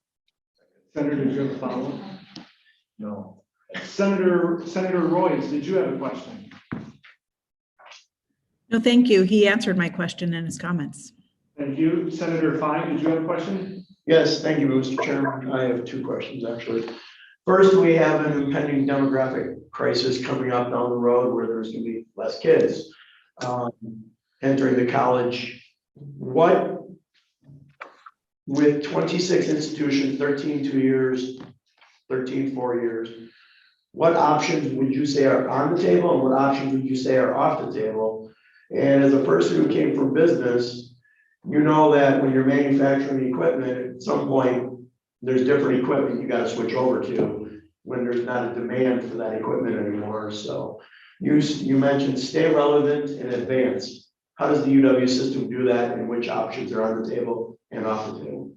Yeah, so those are great questions. The demographic issue is obviously huge. Wisconsin, as a whole, I think has experienced about a 22% decline in birth rate over the last 30 years. So fewer high school grads equal fewer students. Even though we did have a pretty robust growth in student enrollment in 2000 through 2010, we're going to slow. We're not going to necessarily go down, but we're definitely going to slow. And we're probably going to face, in the future, as I think that Senator Roth said in one of his comments to me, that there's been a $15,000 decline in 15,000 student decline in enrollment over the last 10 years. So we need to be aware of that. What I caution is we don't take COVID numbers into account of last year and realize that those are good numbers because we don't know. People had, obviously unique circumstances and may have wanted to be at school, but didn't have the opportunity to go in person. That being said, we're also going to have, as things get better, we're going to have more international students. UW-Madison, in a conversation with Chancellor Blank, told me that they got 45,000 applicants last year and are on pace to get 59,000 this year. So kids are wanting to go back to school. So we could have a short-term blip a little bit because, as Governor Thompson said in his recent editorial about investment in our universities, was the Wisconsin students want residential universities. In terms of just the overall, I think your question was, what do we need to change or not change in pivot to make sure that we're offering the right product for the consumer. And I think there are a couple things. One is that I think that we need to kind of stay the course with offering a geographically diverse set of classes. So students should be able to get the basics in their first 2 years. I'm not saying that every school should have a robust engineering program, but you should be able to get the math classes and a couple of literature and history classes at your local extension, and then move on to Platteville or Madison or wherever you need to do. So I think that that's important because those students can work and basically go into those comprehensive schools without any debt. So I think that that's important. And also we need to meet students where they are. There are lots of things that we should look at to expand the numbers, and one of them is the online program that's been talked about quite a bit, especially by Assistant President Thompson, the Distance Education Plus program. There are two types of students. There are the 4-year students that want some flexibility in classes, but then there are this untapped resource of 800 or so thousand adults who want to further their educational careers and may want a degree, but need to have some online resources to do it. So I think that we need to step up our game in that regard so that we can, at the end of the day, more students is more revenue paying tuition. So we need to make sure that we offer those options to our older working students so they can further their careers because their employers are demanding it. Yeah, many of us have talked about, less students in the future. What should the UW be doing to attract more students from Wisconsin? Because they have more options. Like I think it was mentioned earlier, there's 6,000 universities out there. And a Wisconsin kid can go to any one of those if they qualify to get in. What should we be doing to make sure they stay here in Wisconsin? Well, I think one of the great gems that we have is dual enrollment programs, especially the program at UW Oshkosh, which I think is put forward. I think it's called the CAP program, which has been in existence for 45 years and has had tens of thousands of kids go through it, and it gives them college level classes. We have to watch to make sure that these are accredited classes that will give the appropriate college credit, but we're almost offering an incentive and tying their hands a little bit, because if we offer them and introducing them to our system. So if this UW Oshkosh program actually has students in Illinois, but what it does is it shows them, it gives them a window into UW Oshkosh and gives them credit at UW Oshkosh and any other Wisconsin institution. So it almost makes it an easy decision to come to a university where you already have credit and you know that it's going to transfer and you don't have to play games.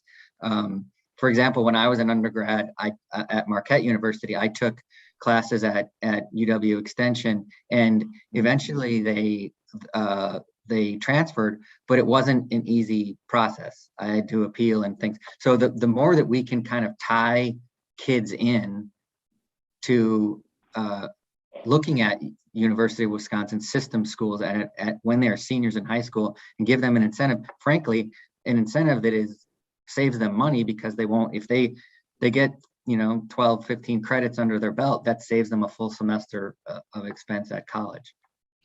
Senator Path. Thank you, Mr. Chairman. Mr. Miller, it's great to see you again. It was a long time ago that we played softball. Yes. Thanks for bringing up the good memories. That was a lot of fun.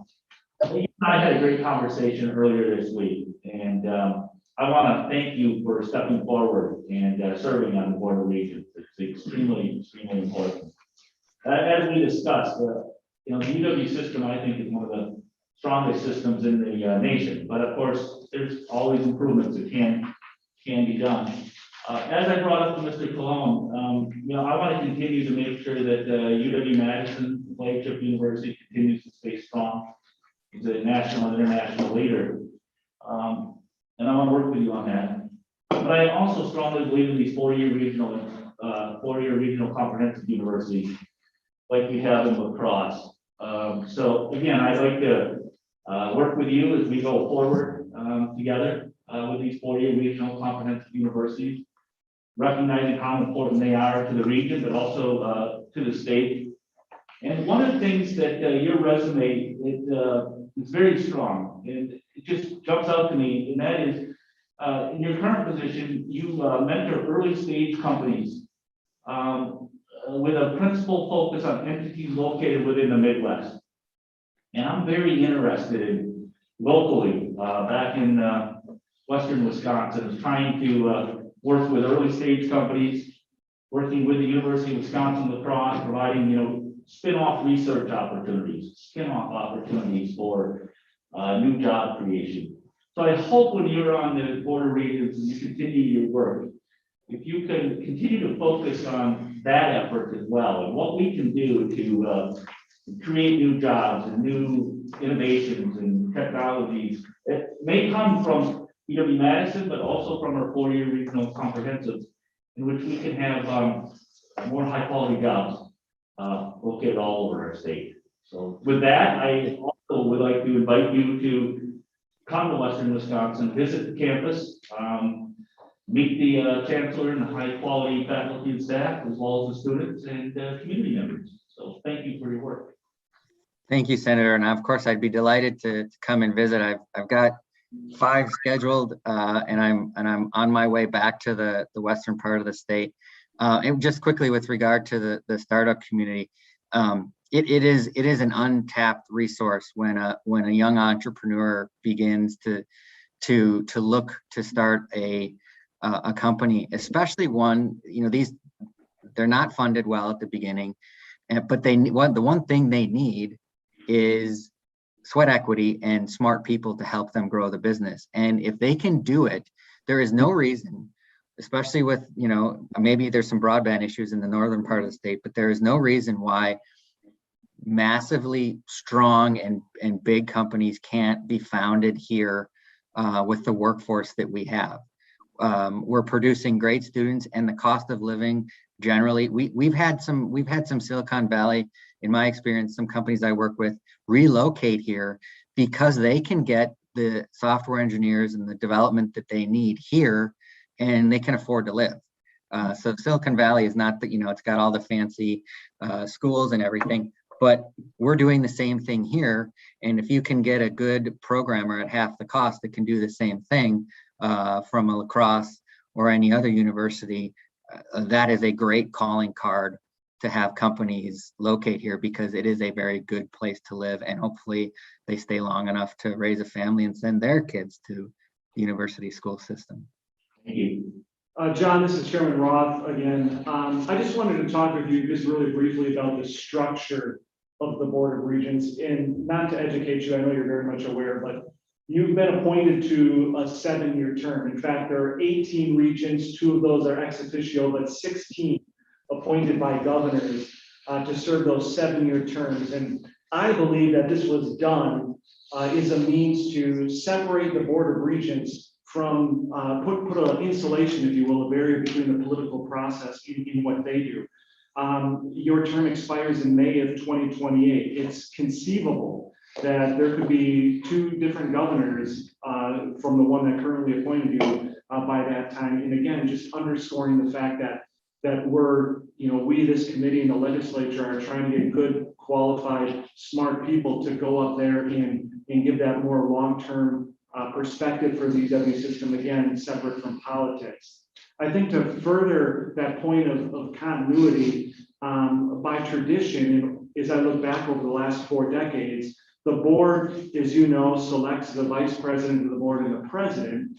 And who they select as the vice president serves as that position in training to take on the next president's role, regardless of the change in administration. To that end, with current President Drew Peterson not running here this June, would you continue to uphold the orderly transition of the board president from vice president to president by supporting the current board vice president for the next board president next month? So thank you for the question, Senator. As obviously, as I'm on the panel today. I'm the newest, maybe only 3 days, but I do have the benefit of serving out a few extra months of a term. So I've been to 2 meetings, and so I'm starting to get the lay of the land of how the Board of Regents operates. And I knew this question was coming up. I was told that there was going to be a contested election, which doesn't normally happen. So I actually was intrigued by that and did a little bit of research. And what I found is that there have actually been a number of contested races on the board. Some of them for president, but also a few for vice president, including one not too long ago with a contested election. I know that one of the members was Michael Falbo back in the Doyle years. And of course, I view that as a sort of a de facto election for president, because as you said, if that comes to pass, the way that it's normally been done, then that person would accede to the role of president. There have also been vice presidents who were not selected to go on to be. Gerald Rander who's a friend of mine, was a vice president 2 years in a row, but did not move on to be president. So knowing that, my thought is that I would like to still get to know the 2 candidates for the position and really pick the best one going forward, who I think will do the best job. Because this is not a statutory rule or anything in the bylaws, I think it's really up to the discretion of the board to pick the best person going forward, especially as we re-engage the issue of searching for a new system president after having, I think, widely could be widely accepted, a not very good experience in the last round. So my hope is to pick the person that can lead that process in the best way. And just as a point of clarification, certainly there were contested elections. And as you mentioned, not every time the vice president was appointed or selected by the board to be president, but in every instance when you had a change of administration. And that was the point I was trying to illustrate, just to show that the political winds didn't determine that decision. And every time there was that change from Republican to Democrat or Democrat to Republican, including in the prior governorship when he took over from Doyle, that process of moving from the vice president who was appointed at some point by the preceding governor was allowed to move through in that process, further showing that bipartisanship and lack of partisanship on that board. So I know you're thinking about this. I would encourage you to look at it in the light of that. And then if you could, over the next few weeks, respond to me in writing, I would appreciate that so I can make the committee aware of that. Can I just ask one follow-up question? Yeah, I will do so. Senator Fine. It's not related to anything. Senator Pfaff isn't in the room. Who had the better batting average? His brother. John, I appreciate your commitment and your willingness to serve on the Board of Regents. Thank you for your frank conversation with us here today. And we look forward to talking with you soon. You have a great day. Thank you so much. Definition of a softball question. At this point in time, the television screens you can see is still going to be on. That's because we are broadcasting this on the Sergeant's YouTube channel for the people of Wisconsin to watch, so that will be there. At this time, I want to invite Amy Blumenfield-Bogos to come in, the first one in person today, so you can sit at the very end of the table there. We welcome you, and I know you've been patiently sitting here. We're just a little bit over past our schedule, but we're moving right along. For committee members, I'll just give a brief introduction. Amy was nominated by the governor last year as a Congressional District 2 representative on the Board of Regents in the term expiring in 2027. Amy is an attorney at Bogos and Associates in Madison. She's a graduate of UW-Madison and Kent College of Law. And with that, I want to welcome Amy and offer you the opportunity just to share with us some brief remarks. Thank you so Welcome. much. Thank you. Chairman Roth and members of the committee, thank you for the opportunity to provide testimony today for my confirmation to the University of Wisconsin System Board of Regents. I am very honored to be here this morning. Over 100 years ago, my grandparents were Russian refugees that made their way to Sheboygan, Wisconsin, and eventually landed in Madison with stops in Wausau and Milwaukee. My mother tells me that hardly a day went by where they didn't speak of their gratitude of being fortunate to live in such an incredibly beautiful state where everyone has access to an education and the opportunity to better themselves. I am an attorney living and working in Madison. My mother raised 4 children and was an elementary education teacher after receiving her degree from UW-Madison. And my father is a 95-year-old World War II veteran who never had the opportunity to attend college, but the two of them taught my siblings and I the importance of not only an education, but also the sense of service and duty to one's community, state, and country. I am a very proud graduate of the University of Wisconsin. It is also where I met my husband, who received his undergraduate degree and medical degrees from the University of Wisconsin, as well as his parents and brother. My 3 children are graduates of the UW system, along with my siblings, numerous cousins, nieces, and nephews, including my cousin, Lawrence Weinstein, who served as president of the Board of Regents from 1986 to 1988, and exemplified my family's values of public service and education. Accordingly, I am honored to be called to serve in the position as regent. I know that the University of Wisconsin system is one of the best and well-recognized public university systems throughout the world that impacts the lives of all our citizens in one way or another, and is a major driver of the economic success of the state. In my work, and since my time on the Board of Regents, I have had the opportunity to speak with students, faculty, administrators from all across the system.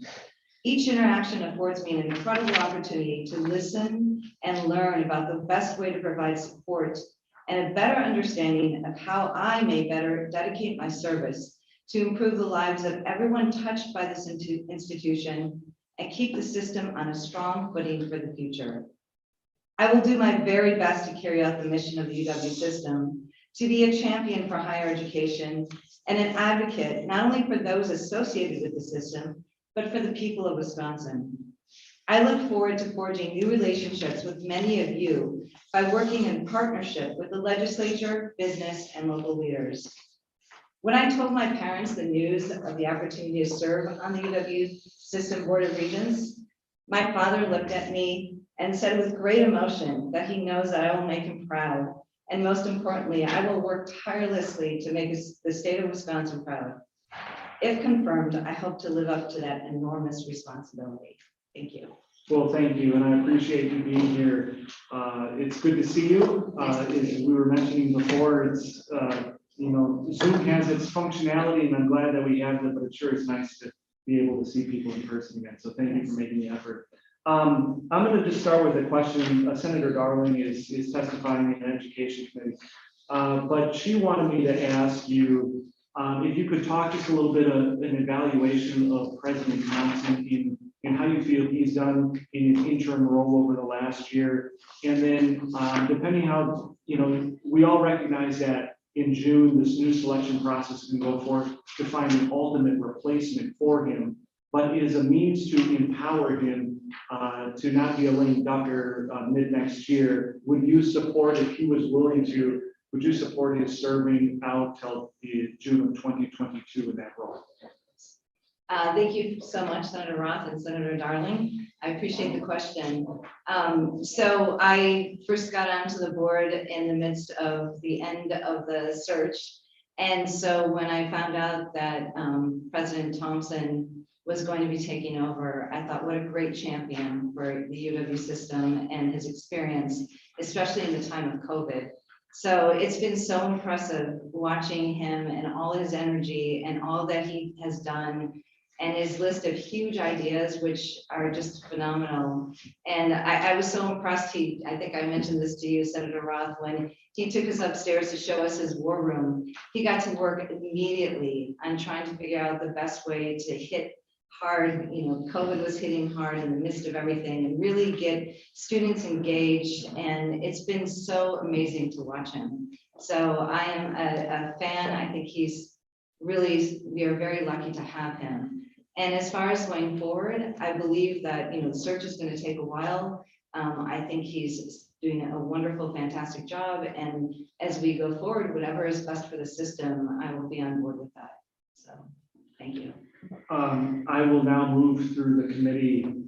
We're going to start with Senator Larson, the ranking member. Senator Larson, did you have a question? Yeah, thank you, Mr. Chairman. And nice to meet you, Amy. Thank you for coming here. Look forward to talking with you hopefully sometime soon directly. But one of the main questions I've got, and I have a few, but we'll wait if we can talk directly.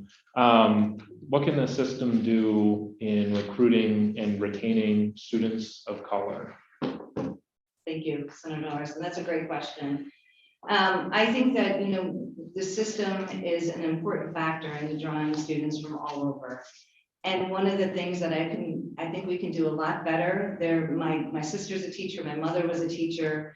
There are so many children that get to just middle school, if you start with middle school, that don't even believe that they are a candidate for the UW system. Whether it's a 2-year college or 4-year college, there's no reach there. And it's really, I've seen it firsthand from when my kids were going through school here as middle school students. They give up already almost as soon as they get to 6th grade, and they feel that no one's talking to them about high school and going into high school, doing well enough to get into UW system. So I think we have to really start early, reaching into communities that are vulnerable and reaching those kids and getting them to come to the UW system and telling them that it's possible. It is possible. And I think we have to be creative. I think there's all sorts of things, having fairs, job fairs for kids of all ages to come and see. I think we had one of our meetings where there were many, for the two-year colleges and four-year colleges, they had these fairs where the ambulances came and the fire trucks came and all sorts of people that show these kids, this is the way you get here. You may be dreaming about this, this, and this. There is a way to do this and reach into those communities and get these kids to keep thinking about it. You have to start thinking about it when you get to high school. So I think we can do a much better job. Senator Knox, Okay. Senator Stachel, Well, then. Senator Royce, She has another committee going on all simultaneously. right, Senator Fine. Thank you, Mr. Chairman. You've heard the question, impending demographics crisis coming up, not a crisis, but we know the numbers are declining. And we, 13 4 years, 13 2 years. What options are on the table and off the table to manage that crisis? Thank you, Senator Fine. And I still think it's a great question. I think it is, we really have to look at those numbers, even though, I mean, it's been kind of a strange year. We have huge increase in applications everywhere, so it's a little bit of hope. I think, again, we have to be creative. I think we have to look at not just your traditional students, but I think we can go look at non-traditional students. I know President Thompson has been very creative in looking at trying to pull in more students from the non-traditional areas. I think he mentioned there's 800,000 students that never finished their degree, which is a huge amount that's untapped. I also believe that we have, I think it's about 300,000 veterans in the state. And I think that they're also an untapped place to look for students. I think there's, I'm not sure what the percentage is under 40. I think it's quite a bit. I think we just need to tap into different resources, different populations that don't even think it's a possibility to be a student through UW system, whether it's a 2 or 4 year.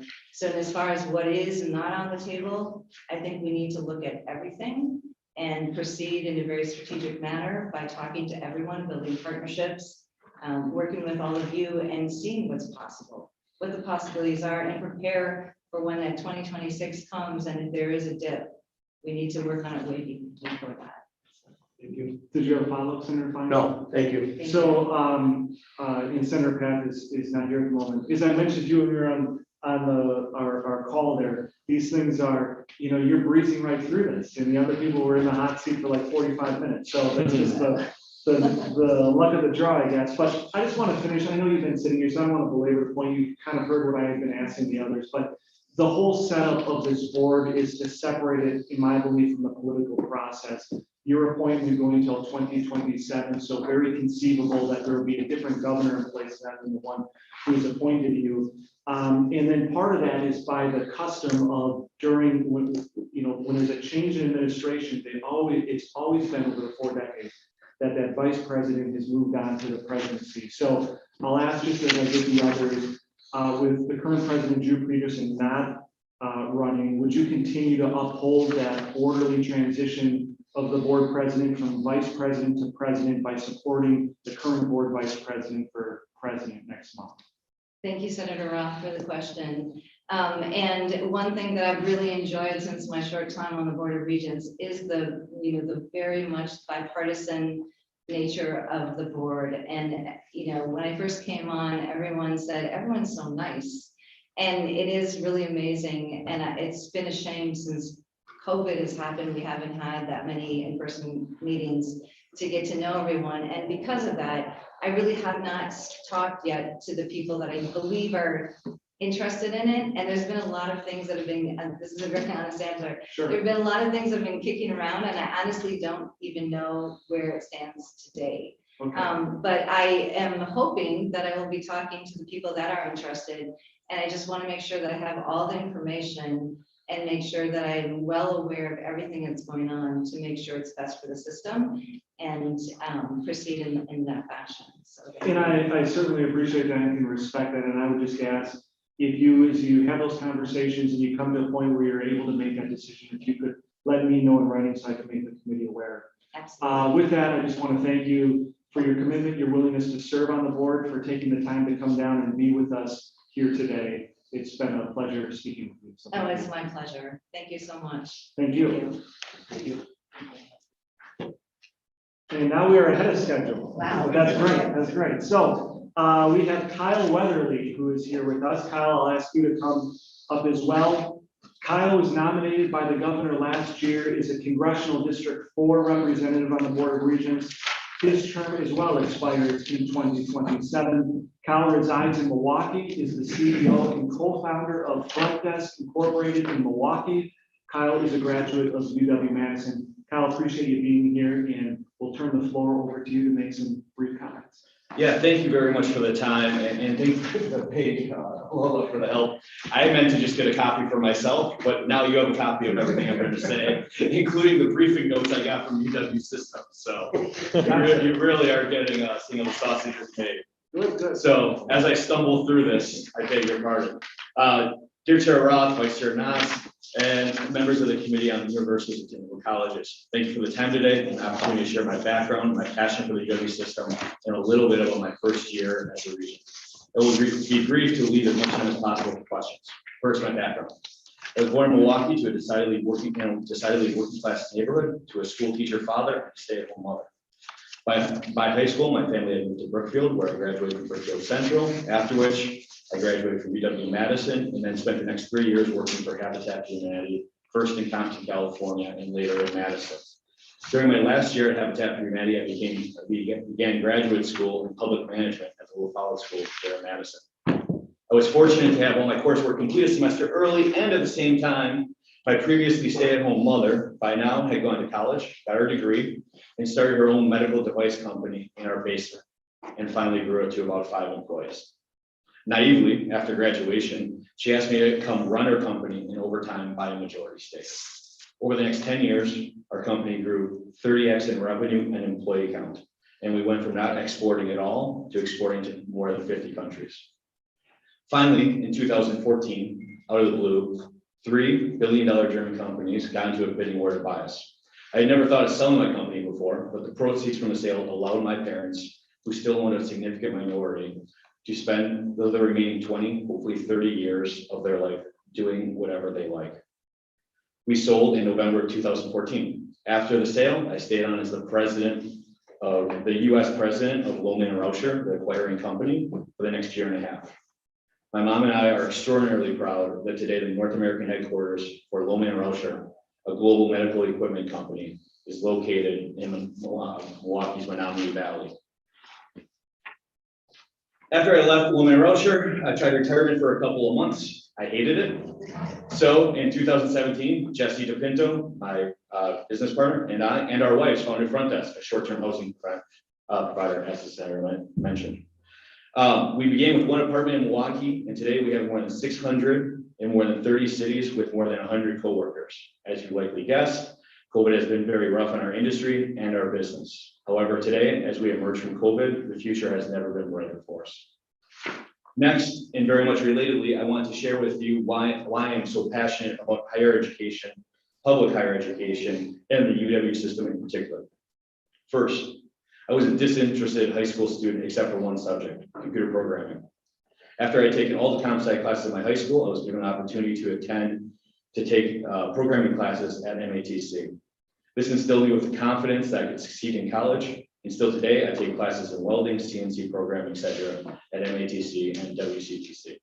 Second, UW-Madison offered me a world-class education at an affordable price. But more than that, it was UW-Madison's culture of service that inspired me to spend 3 years working for Habitat for Humanity, an experience that transformed my life. Third, the LaFollette School here in Madison taught me the practical, strategic, analytical, and financial skills to seize on the incredible opportunity that my mom gave me. Fourth, if not for the Wisconsin taxpayers' support of public education, I would have likely come out of college too far in debt to work for my mom's fledgling business. Fifth and finally, without the UW system, I don't think I'd be here today. My parents were always very clear. They could not afford to pay for me for a private education. However, they were equally clear that if I could get into one of the UW schools, we would figure out how we could afford it. The UW system served as a North Star throughout my youth, reminding me that if I can get there, I can go anywhere. Lastly, I would like to share a little bit about my first 11 months as a regent. I have visited all 13 main campuses, 11 of which in person. I have also been appointed to the UW River Falls Search Committee, University Research Park Board, and the Higher Education Aid Board. Now more than ever, I share Ohio State Governor President Thompson's belief that except for our people, the UW system is the state's most valuable asset. I want to thank Governor Evers for appointing me and the many members of this committee that made time to speak with me in advance of this hearing. This is the highest honor of my life, and I promise you I will act as such. Thank you again to the members of the committee. I look forward to our conversation and, if appointed, working with you the next 6 years. If confirmed. Yes, Kyle. I guess I got that appointed thing figured out. I appreciate your comments here, and your testimony here. I just wanted to start, Senator Darling, who was here in the beginning, she's at another committee right now. She wanted me to ask the question that you've heard me ask the others again, but if you could, President Thompson, as you mentioned, came in after that failed search to sit in an interim basis. If you could just talk with us a little bit about how you think he's done over the course of this last year.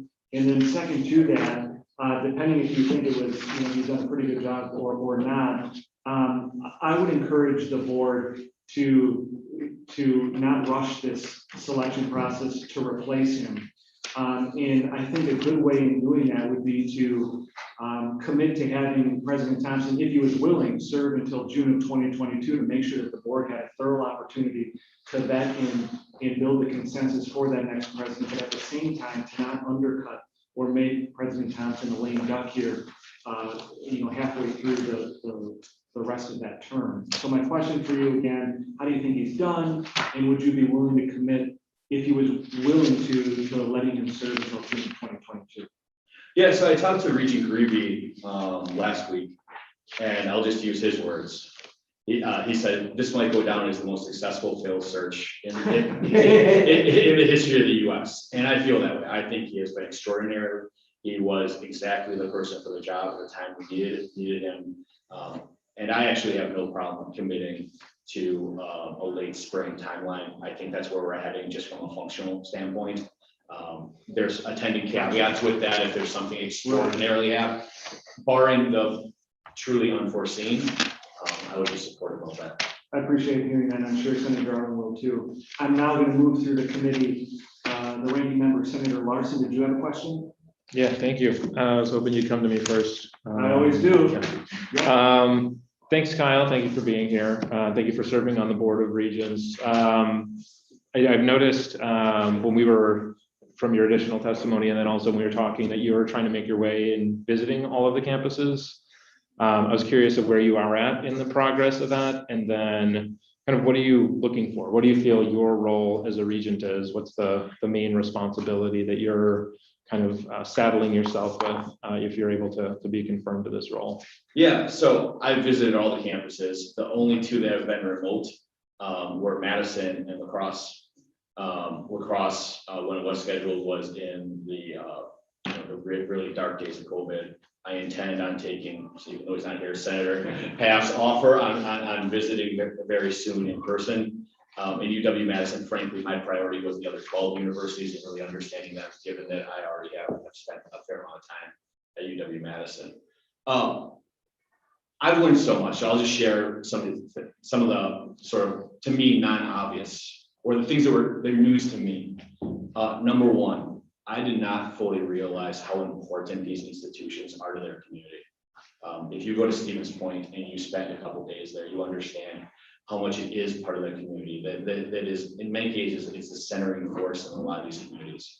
That may be very obvious to many members of the committee, but I really needed to see that to fully understand how important the UW system is to the, for lack of a better word, the soul of the communities that are located. Number two, a surprise I was very happy with is when COVID started, I was very concerned that as I met with students, they would say, some significant portion would say, we like this online stuff. This is great. We just want to continue more of this. And that would really scare me because that's hard for us to compete in that space. There's already ASU, there's already Purdue Global, Southern New Hampshire, we all know. But that's not what I heard. In fact, I didn't hear that from a single student. What I heard is, I can't wait to get back in school. The reason I came here was for the in-person experience. However, I do want to keep one thing, which is the flexibility. So that if I have a job, if my job and I can't get on, if I have a job and it's on Friday night, and I have a class on Friday afternoon, I can actually watch the class later.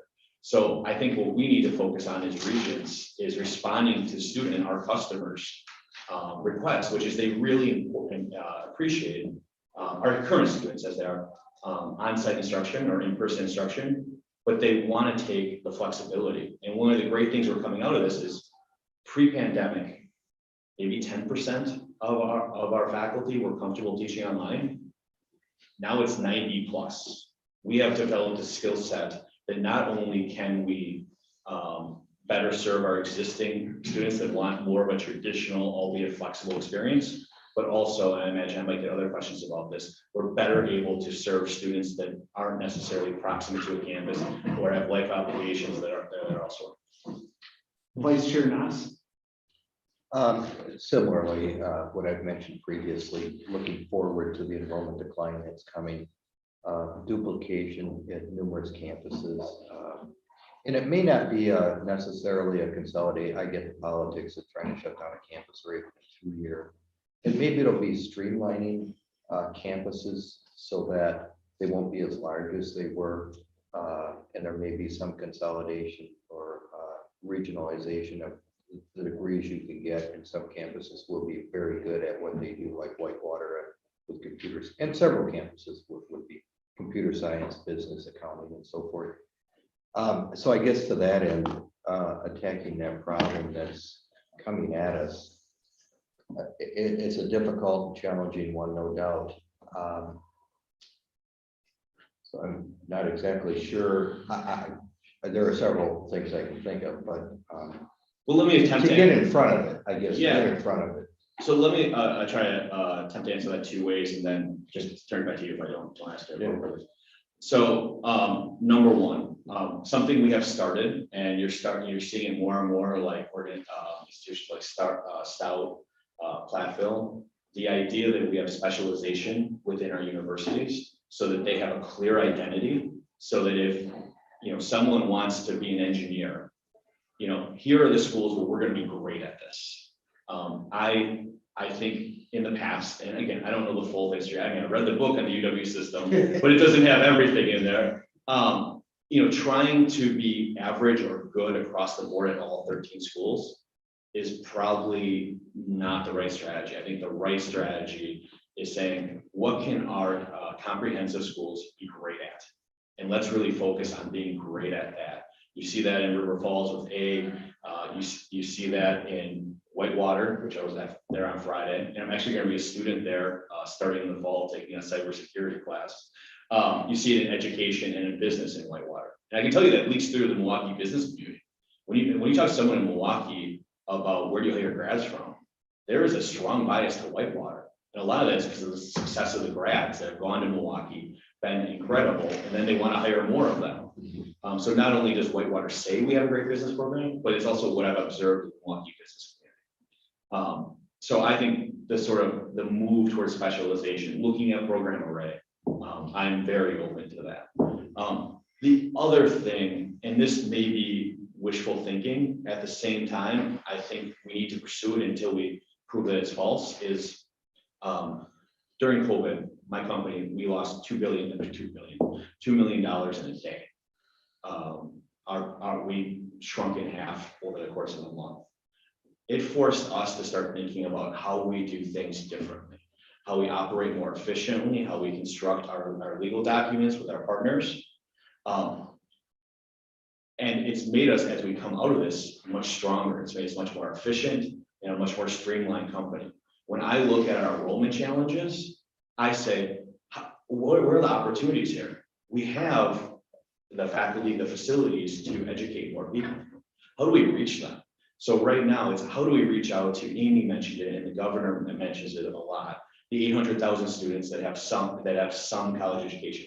How do we reach out to them? How do we reach out to the kids in the central city of Milwaukee, or the kids in northern Wisconsin or western Wisconsin, or they're first generation kids, and make sure not only that we say you should go to college, but actually give them a really good reason why they will have more life opportunities because of it. And it doesn't necessarily mean you need to be a political science major. It might be, what is your passion in life and how can we help you better attain that passion?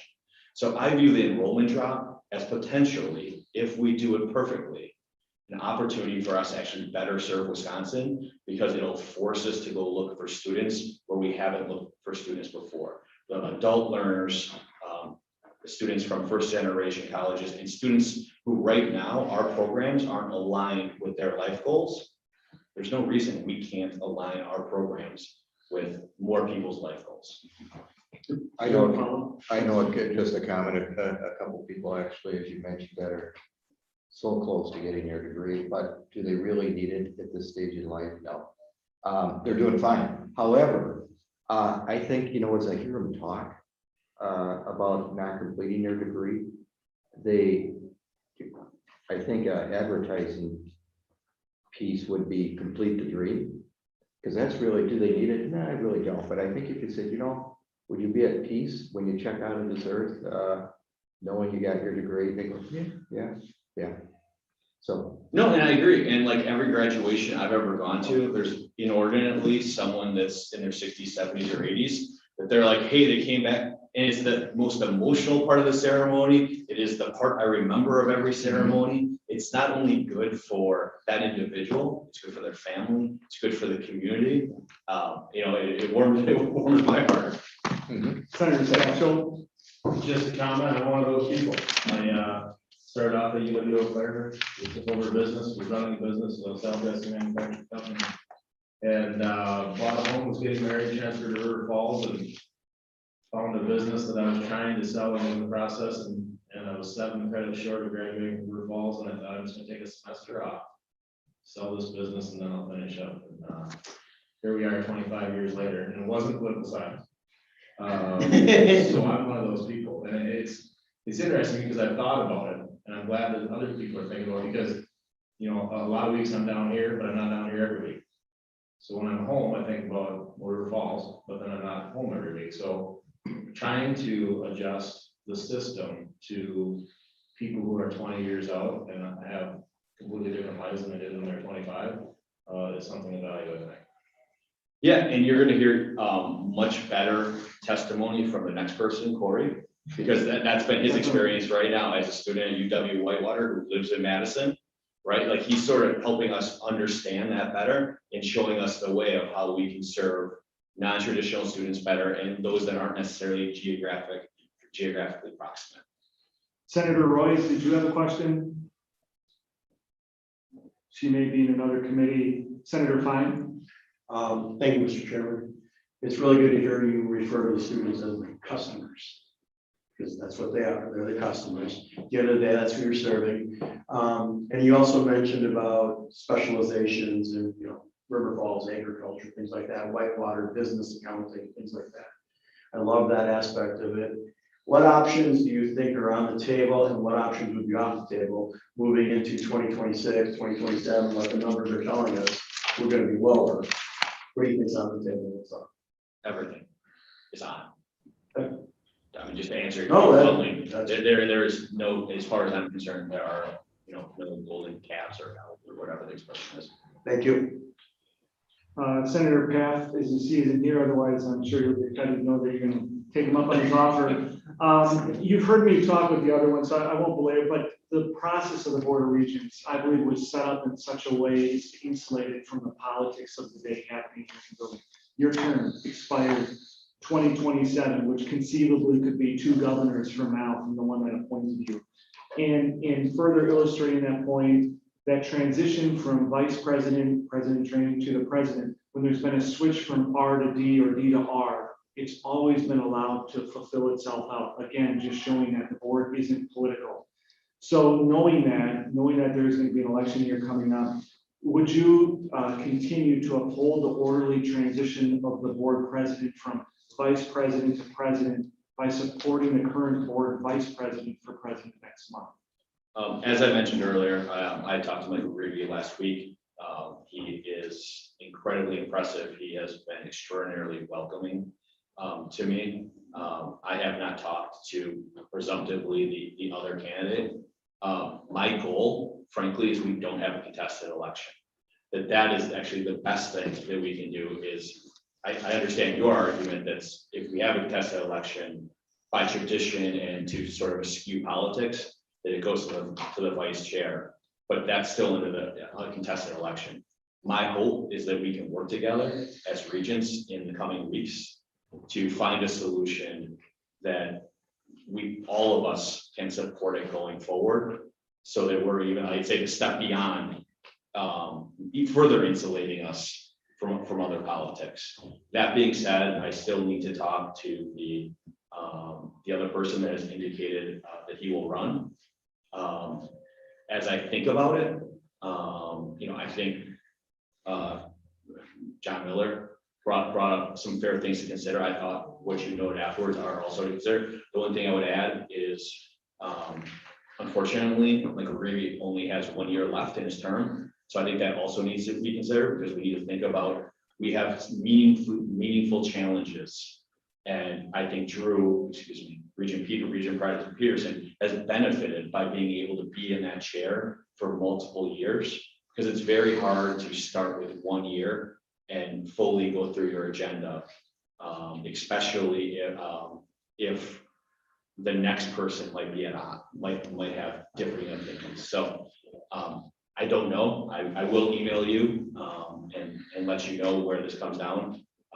But like I said, my hope is that frankly, it's just a voice vote, and everyone will continue to believe that the regents are a nonpartisan group, because everything I've seen from the inside has led me to believe that's true. Well, I appreciate that, and I appreciate your comments to this committee, your willingness to serve on the Board of Regents, and for taking the time to be with us today. So thank you. Thank you all. At this time, we have our final our final regent appointee who's going to be with us here today, Corey Saffold. Corey, welcome. Thank you. Yes, last but certainly not least, I'm going to give just a brief introduction. Corey was nominated by the governor last year as the non-traditional student representative on the Board of Regents, which is a 2-year term that expires in 2022. Corey is from Fitchburg and works as a security coordinator for the Verona Area School District. He is a criminology undergraduate student at UW-Whitewater. Welcome, Corey, and I invite you just to take a few minutes to address the committee. Sure, thank you. First, I'd like to say it is truly an honor to be here, to be before you. I truly appreciate the opportunity.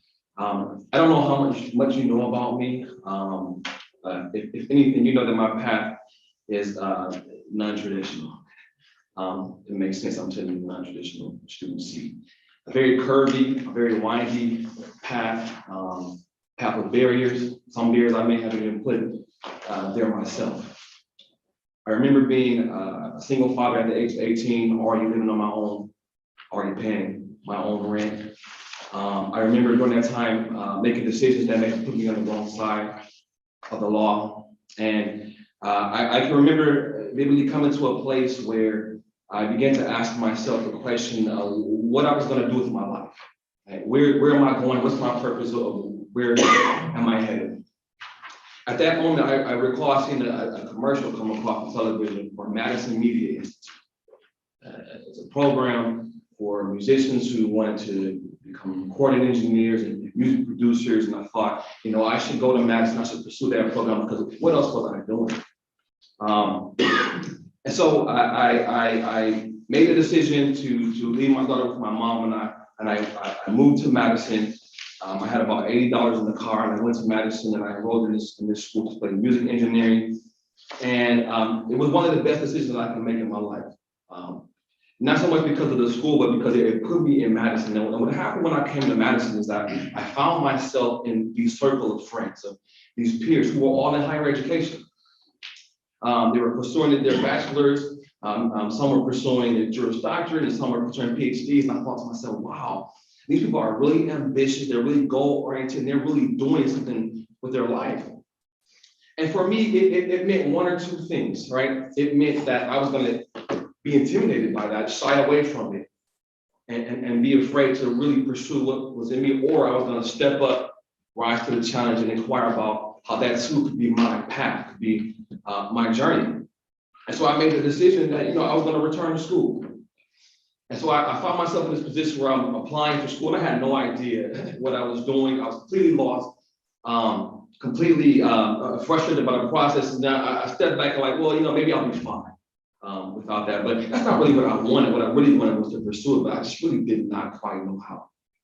Then I talked to a friend about the UW Odyssey Project, a program for adults looking to return to school, adults that may have faced economic barriers or just didn't know how, or even maybe just even lack the confidence. And the UW Odyssey Project, the UW Madison program is completely life-changing for me and for thousands of other students who have gone through that program. And it was in the UW Odyssey Project that I published an editorial entitled "Education Must Trump Prison Times." And then Chief Justice Shirley Abrahamson responded to this. And she and I had a conversation about what that meant. And it was in that moment that I realized that I had a voice, that I had a very powerful voice. And I began to think about how I could use my voice for change, right? And how I could use my voice to offer second chances for people who may have come with a similar path as me. So I became a police officer. I spent a little over a decade with the City of Madison Police Department. And while doing that, I became a police officer in high school, Madison West High School, and began to learn about what that meant.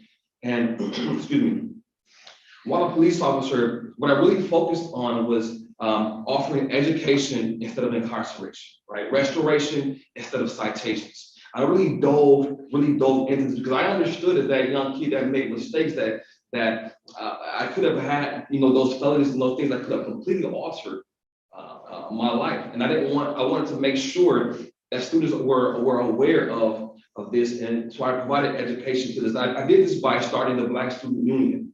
And I took some 60 students every year for 10 years to historical Black colleges and universities just to spark their interest in education. And we did college fairs on UW system campuses just to get them thinking, because I know where they come from. And I know they were not thinking on this level. And from this program, many of them went on to school. Many of them attended college just from walking on campus and their mind being open the same way my mind was open when I came to Madison and I met friends who were pursuing higher education. I wanted to give that back to them. And even now, as I'm speaking on how to bridge the gap between police and the community, and even now on a board of regents, as I visit each campus, we're talking about access and how we can provide more access. And I'm speaking to my regent colleagues about how we can provide more, can we emulate the Odyssey Project, a program that has seen over 1,000 students graduate. 80% of those thousands stay in the UW system.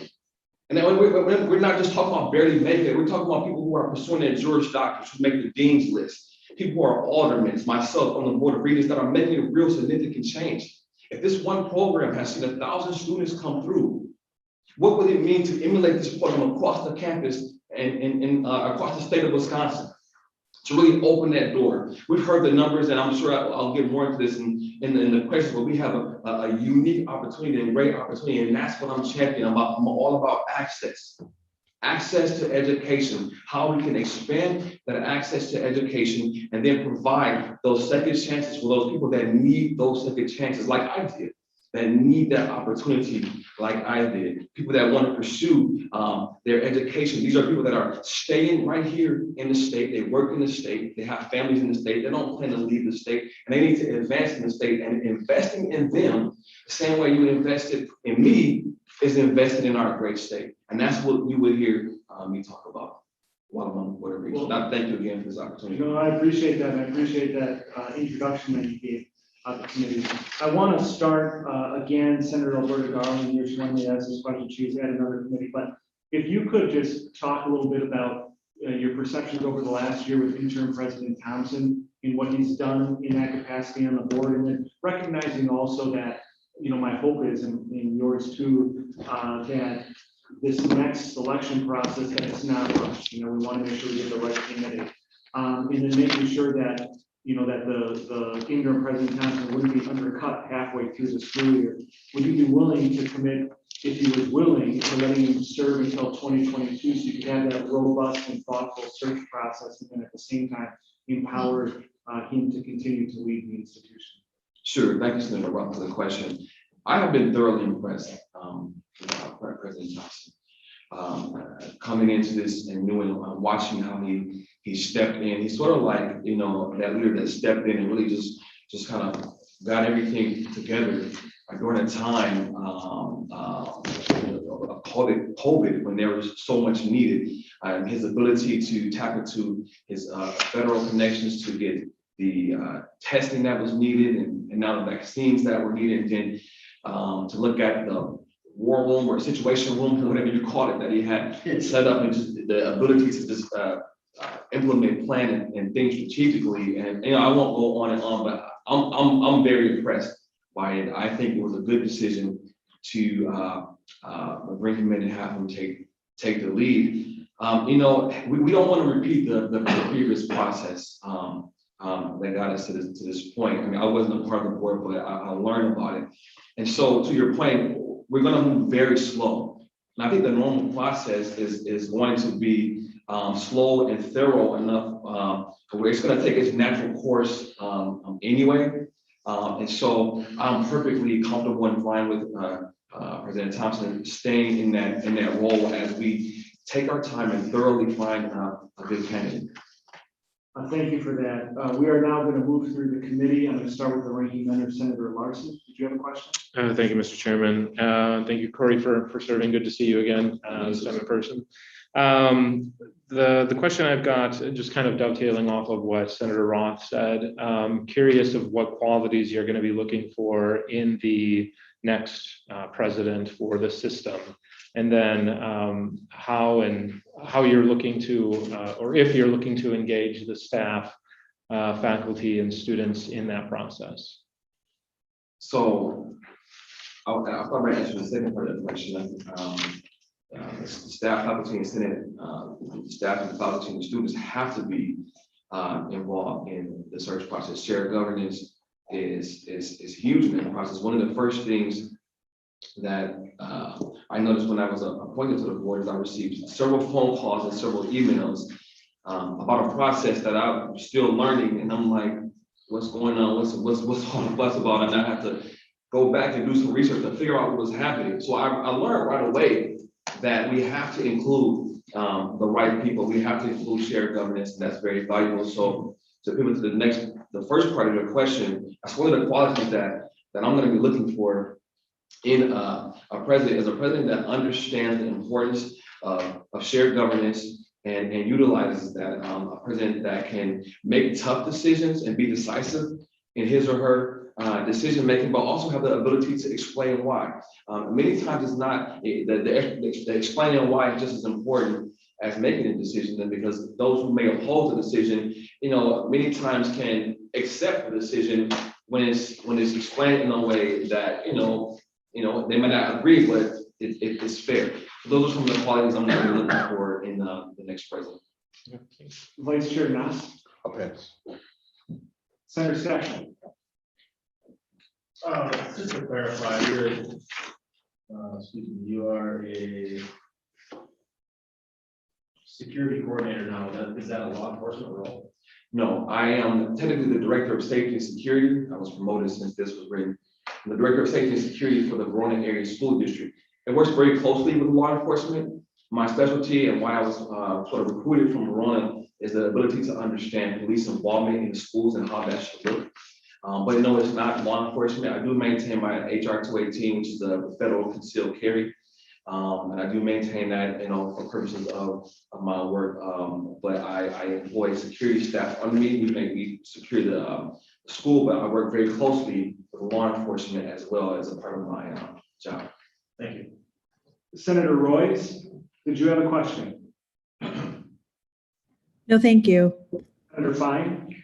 Right now, thank you, Mr. Chairman. Right now, you're currently at UW as a Whitewater student. Yes. And criminology, when are you scheduled to graduate? I am scheduled, well, so here's the thing about, yeah. Sure, so, yeah. So Graduation for me, it depends, to answer your question, because I really pace myself so that I can be successful. I don't accept anything less than a 3.5. And so that means, because I do work a demanding full-time job, and that means taking, right now, I'll only take 2 classes. Okay, so I'll take 2 classes at a time. You know, I could graduate this year if I ramped up my class load, but then that's gonna mean sacrificing responsibilities in the Board of Regents, sacrifice responsibilities at work, and, you know, sacrifice some grades. I plan to go on to law school, so I have to maintain those high grades. So 2 classes here, you know, at a time. With studying online the entire time, there is an occasion where there is not a class available, and I may have to wait, you know, a summer or wait a semester. If that happens again, then that will extend it, but it gets also to the point that we're talking about broadening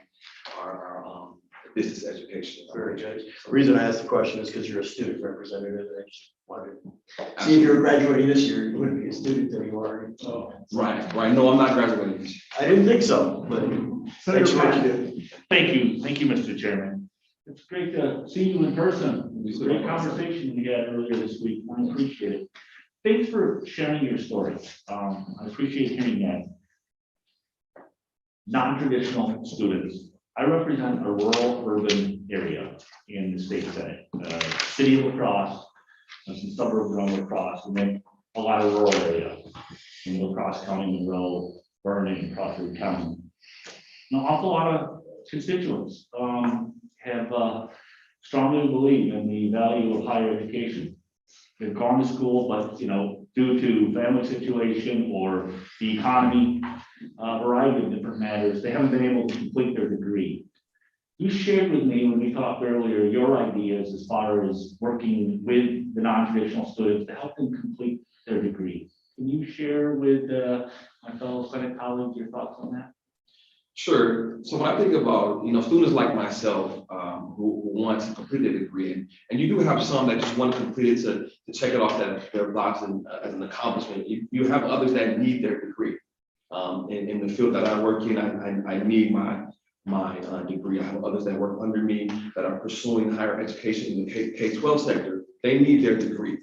And so I believe that we have to create this massive highway with on lanes, off lanes, on ramp, off ramps for, and we have to be innovative, right? And we have to think out of the box in how we make this type of program available. Everything from night schools, everything from programs very similar to the Odyssey Project that provided childcare, that provided a hardship assistance, so that they really wanted to eliminate every single barrier so that a student would not have an excuse not to come to class. You can't say, I don't have any gas because the professor was giving out gas cards. You can't say you can't catch the bus because they're giving out bus passes. Every single barrier has to be eliminated, and we have to provide this massive highway of night school online. Our online education needs to be more robust, and it needs to happen now.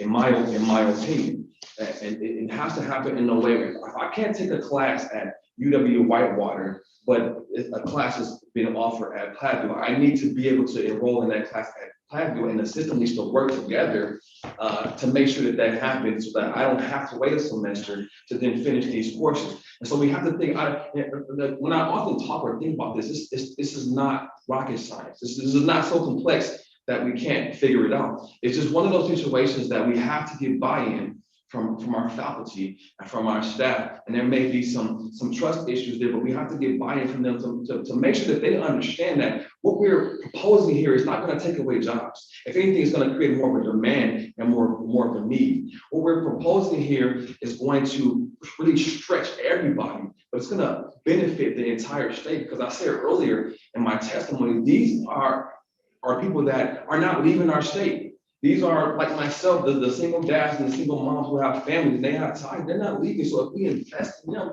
we're ultimately investing in the state. So we can't look at it as we're just throwing money or wasting money here, because it's gonna come back double and triple fold to our state if we make that investment. So I guess I feel like I don't want to ramble, but to answer your question, we have to be innovative and very creative at creating multiple different programs, multiple different resources, because we have a great opportunity. Yes, the traditional number is declining, You've heard the numbers. When I first read the report from WPR, it was 660,000. President Thompson says around 800,000. We have the people that want, I guarantee you, there's thousands more people like me that want to pursue education. They are there.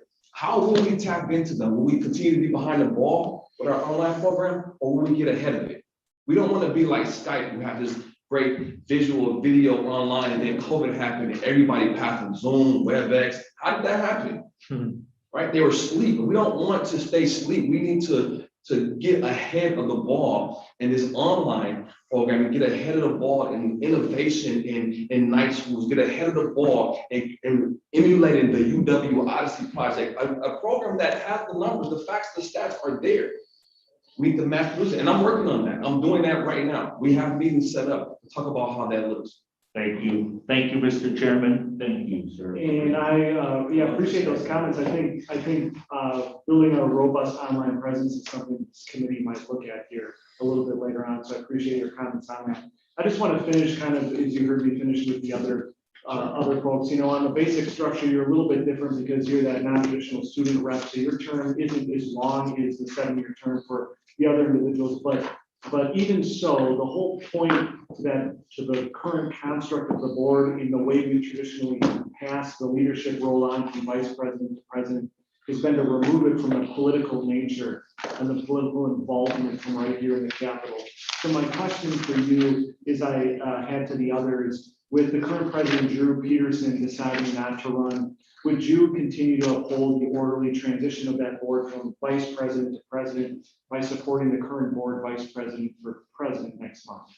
Sure. So let me first say that my experience on the board has been, I've learned a lot, but it's been very, I guess, very good in the sense that, you know, not being a person coming from policing and coming from K-12, I didn't quite know what to expect. But every person that I've met on the board has been very, very nice. And I don't often, especially earlier, I don't often think about who was appointed by who and which person is Democrat, which person is Republican.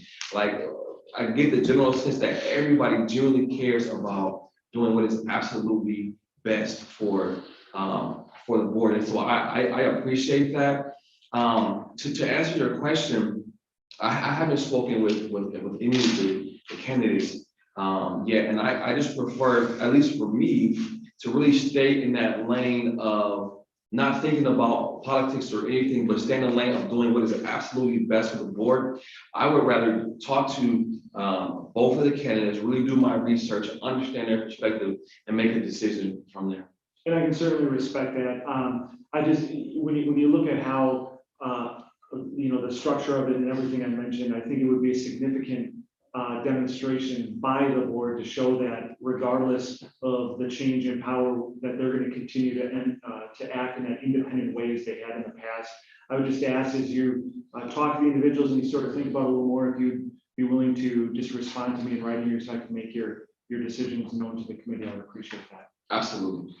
With that, I will thank you, Corey, Thank you. for your testimony. And then for the whole committee, before we adjourn here, I just want you to know that the registrations in favor, Zach Manning, Office of Governor Evers, registered in favor of all 5 appointees. I appreciate everyone's involvement here on the Senator's side, and then certainly for the appointees who've come here and just had frank dialogue with us. I appreciate it. That was a very productive committee, and we're done 20 minutes ahead of time. So thank you all. With that, we'll adjourn.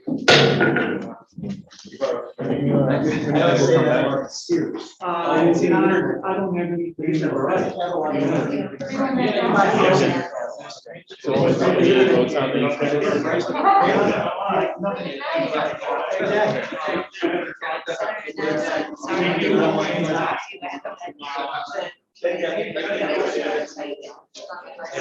you.